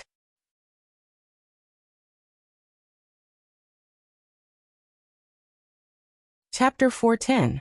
Stan Winston nodded and followed Eric out of the studio. Cameron reluctantly looked at the computer, surrounded by a group of special effects artists, and also followed them out. He caught up to Eric and put his arm around his shoulder. Eric, I suddenly had a great idea. It's about Terminator 2, you see. Eric knew very well that Cameron must have seen the special effects just now and thought of another idea. He immediately said with a bitter face, Jim, don't even think about it. The investment for this movie has already exceeded $100 million, and the post-production progress is more than 40%. If you want to go back to the drawing board, you might as well shoot me with Arnold's gun. Cameron was embarrassed for a moment. Then he said unwillingly, Eric, it's just a very small modification. I swear to God, it won't cost much. Jim, this is not a matter of money. Otherwise, I would have fired you before you exceeded the budget by $100 million. The key is the schedule. Firefly has already started to promote Terminator 2, and I've already seen the rough cut of the movie. This movie is good enough. I just hope that you can produce it on time. Cameron continued to talk to Eric for a long time, but when he saw that Eric refused to budge, he left in disappointment. He definitely won't let this go, Stan Winston, who knew Cameron very well, said to Eric as he watched him leave. Eric had already changed into a relaxed expression and said, Of course I know he won't let this go. But this guy is used to pushing his luck, so I didn't dare to agree directly. Just keep an eye on him for me. If he needs to modify some details, just cooperate as much as possible, but you can't change your attitude of opposition. Stan Winston laughed. Eric, Jim always secretly complains that you're a movie businessman who doesn't wake up early without benefits. You're so young, but you only have money in your eyes and no dreams. If he heard what you just said, he would definitely change his opinion of you. Then it's better not to let him know. Eric also laughed. Otherwise, he'll only spend more of my money. Stan Winston laughed a few more times before saying, Let's get down to business, Eric. Although the CG special effects problem has been solved, I think it's not easy to perfectly combine the CG images with the real scene. This is also one of the reasons I came here today. In addition to checking the results of the special effects production, I also hope that you can bring a team with me to Oklahoma to do a field test for the movie. I need professional special effects artists to do the relevant assessment on the spot. Stan Winston thought about his recent work arrangements. After the establishment of Digital Domain, the company had received several business deals from other film companies, but these didn't need to be personally handled by Stan, so he nodded and agreed. Then I'll bring Matt and the others. To be honest, I suddenly feel that what you said might be right. In the near future, CG special effects may very well replace CG special effects. There's no need to be sad, Stan. It's just like how sound replaces silence and color replaces black and white in movies. These things are inevitable. Stan Winston said. I'm just a little emotional. Before this, I never thought that the CG special effects that I've been working on for more than 10 years would suddenly be replaced one day. Okay, let's not talk about this. When do you plan to leave? I'll make some preparations. We'll leave in 2 days. I'll get my assistant to fax you the specific itinerary. Actually, Conjing's team has already brought back a large number of videos and pictures. I've already selected some of the main shooting locations. This time, we're going to explore the feasibility of the specific shooting. We'll be back in about a week. Near noon, Eric declined Stan Winston's lunch invitation and hurriedly left Digital Domain's headquarters to drive to Beverly Hills. The car stopped outside a mansion in Beverly Hills. The driver got out and pressed the doorbell. The mansion's security guards quickly opened the door, and the car drove straight in. Eric got out of the car and looked around. The mansion covered an area of about 1,000 square meters. A cobblestone corridor led directly to the entrance of the mansion. There were neat lawns on both sides, and there was a half-moon swimming pool in front of the mansion. Neither of the women came out to greet him, and Eric didn't mind. He pushed open the door of the mansion and walked in. As soon as he stepped into the living room, he heard a baby crying in the room on the left. He walked over and saw a funny scene in the baby's room. Elizabeth was holding a bell toy in her hand and shaking it nonstop. She was mumbling and making funny faces at the baby. Julia was holding the baby in her arms and trying to feed the baby with a milk bottle in her other hand. Seeing a figure appear at the door, the two women were delighted. However, when they realized that it was Eric, they didn't have time to be disappointed. They turned their attention to the child. Eric walked over and looked at the two women who were flustered. He reached out his hand and said, "Let me do it. The child's body is so delicate. How can you carry him like this?" Julia looked at Eric's serious expression and handed the baby over. Eric took the baby from Julia and held the back of the baby's head in his arms. He looked at the two women and asked, "Didn't you hire a nanny?" Julia looked at the baby who still didn't stop crying in Eric's arms and explained, "We hired two. Lena is on sick leave, and Betty went to the supermarket to buy milk powder for Emma. I don't know why she hasn't returned yet. Who knew that the little one would suddenly cry like this? Is she hungry?" Eric took the milk bottle from Julia's hand and put it in his mouth to test the temperature. He then put it close to the little girl's mouth. However, the little girl only smacked her lips twice before spitting out the pacifier and crying again. After returning the milk bottle to Julia, Eric lowered his head and sniffed it before saying, "It's time to change the diaper." With that said, Eric placed the baby in the stroller next to him. He opened the swaddling clothes, took off the wet diaper, and threw it aside. He reached out for a clean diaper next to him and skillfully wrapped the little one up. Elizabeth and Julia watched Eric change the baby's diaper with strange expressions on their faces.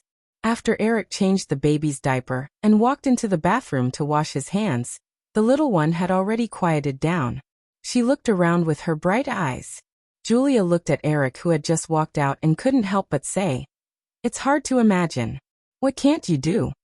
Eric stretched out a finger and carefully coaxed the little one. When he heard Julia's words, he smiled and said, "I also want to know the answer to this question. Let me know when you find out." Elizabeth, who was next to Julia, chimed in, "You won't give birth, right? It's not impossible for a man to be more ruthless to himself." Eric shrugged. "But I will never do that."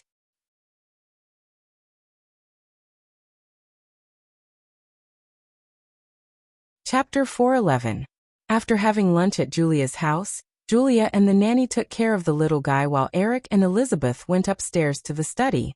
After laying out the prepared information in front of the woman, Eric took out a box of videos and brought it to the VCR. Elizabeth opened the information brought by Eric and looked at it. It was roughly the Hollywood comedy genre and the box office of various types of comedies in recent years. As she picked it up and read it casually, Elizabeth heard a sound coming from the TV. She looked up and saw an actor with a rather exaggerated facial expression talking to a girl. However, it didn't take long for the scene to cut to another completely different scene, but it was still the same person. Looking at the actor's exaggerated teeth from time to time, and listening to the funny dialogue coming from the TV, Elizabeth couldn't help but laugh. Eric turned to the girl and said, "Isn't it interesting?" Elizabeth looked at the man in the picture doing an exaggerated twisting motion and said, "Well, who is this? Why don't I remember him before?" "His name is Jim Carrey. He has acted in a few small movies. Last year, he played a small role in a TV comedy on Fox TV. What you see is just the effect after he restrains his performance," Eric said and pressed the fast-forward button. Soon the scene turned to an audition room. Jim Carrey was performing a mime show this time. He didn't make a sound at all, but his facial expression and body language were more exaggerated. It could even be said that he was crazy. "Do you think of anyone?" Eric asked again. Elizabeth held her chin and said quickly, "Chaplin?" "Yes, Chaplin. I feel that Jim Carrey's comedy talent is no less than Chaplin's." Eric rewound the video and replayed it. He got up and returned to Elizabeth's side. He picked up the information and said, "In recent years, Hollywood comedies are mainly romantic comedies and family comedies. The most successful ones are When Harry Met Sally and the 1987 box office champion Three Stay-at-Home Dads." Home Alone can also be classified as a family comedy, but it is more focused on children's audiences. It can also be said that it is a children's comedy. Other than that, there are very few outstanding works in other comedy genres, and the studio doesn't dare to boldly try other genres. So this is a very good opportunity. You can see it from last year's Fighting Condors. Comedies with a little more energy are very popular. Elizabeth asked curiously, "What's a comedy with more energy?" It's a comedy with parody and vulgarity as its selling point. The main characteristic of these comedies is that they are exaggerated, and the plot goes against or beyond people's common sense, just like Condor Anti. Elizabeth picked up the documents in front of her and started reading again. Eric did not disturb her. He found a magazine and sat there, minding his own business. Those documents were prepared by him. He had read them several times before, and a lot of the data was already in his mind. There was no need for him to read them again. After a while, Elizabeth finished reading the statistics and said, "These statistics show that in the past 10 years, parodies and vulgar comedies have only accounted for 3% of the total box office sales. Moreover, these types of comedies are mostly limited to North America. Now that the overseas box office sales are getting bigger and bigger, these types of comedies don't seem to have much of a future. That's why I said that this is a big untapped gold mine. It seems that there's no future because everyone doesn't pay attention to this market." Elizabeth was very smart. She quickly realized something and said, "You're not using my TG as cannon fodder to test the waters for these types of comedies, are you?" Eric nodded. "You can put it that way.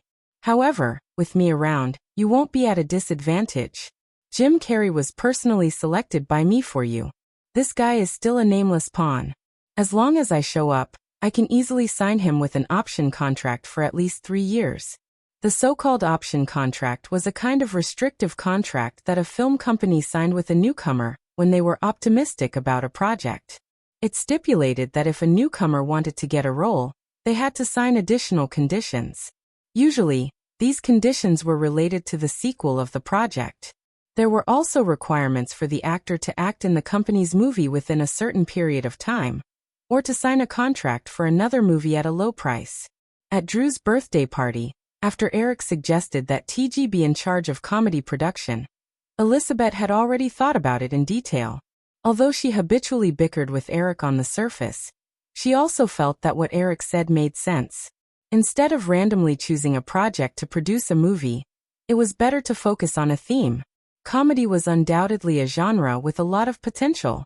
With Eric's help, she believed that TG would be able to produce good results in this area. "Eric, then what about the distribution?" Elizabeth blinked and pretended to be relaxed as she asked. "That's what I wanted to discuss with you," Eric said with a smile. He knew that Elizabeth was definitely the kind of woman who cared about her family. She would always think about her family when it came to benefits. In Eric's opinion, this was a very good quality. The current ownership structure of TG remained unchanged. Elizabeth owned 40%, while Drew and Julia each owned 30%. The little girl was like his clone, so it was almost equivalent to him owning 30%. In addition to the following conditions, Eric would be able to take away more than half of TG's profits. Since he was using someone else's daughter as his coolie, he couldn't possibly take all the benefits. Moreover, the market was so big that it was impossible to do so. "I won't interfere with the investment."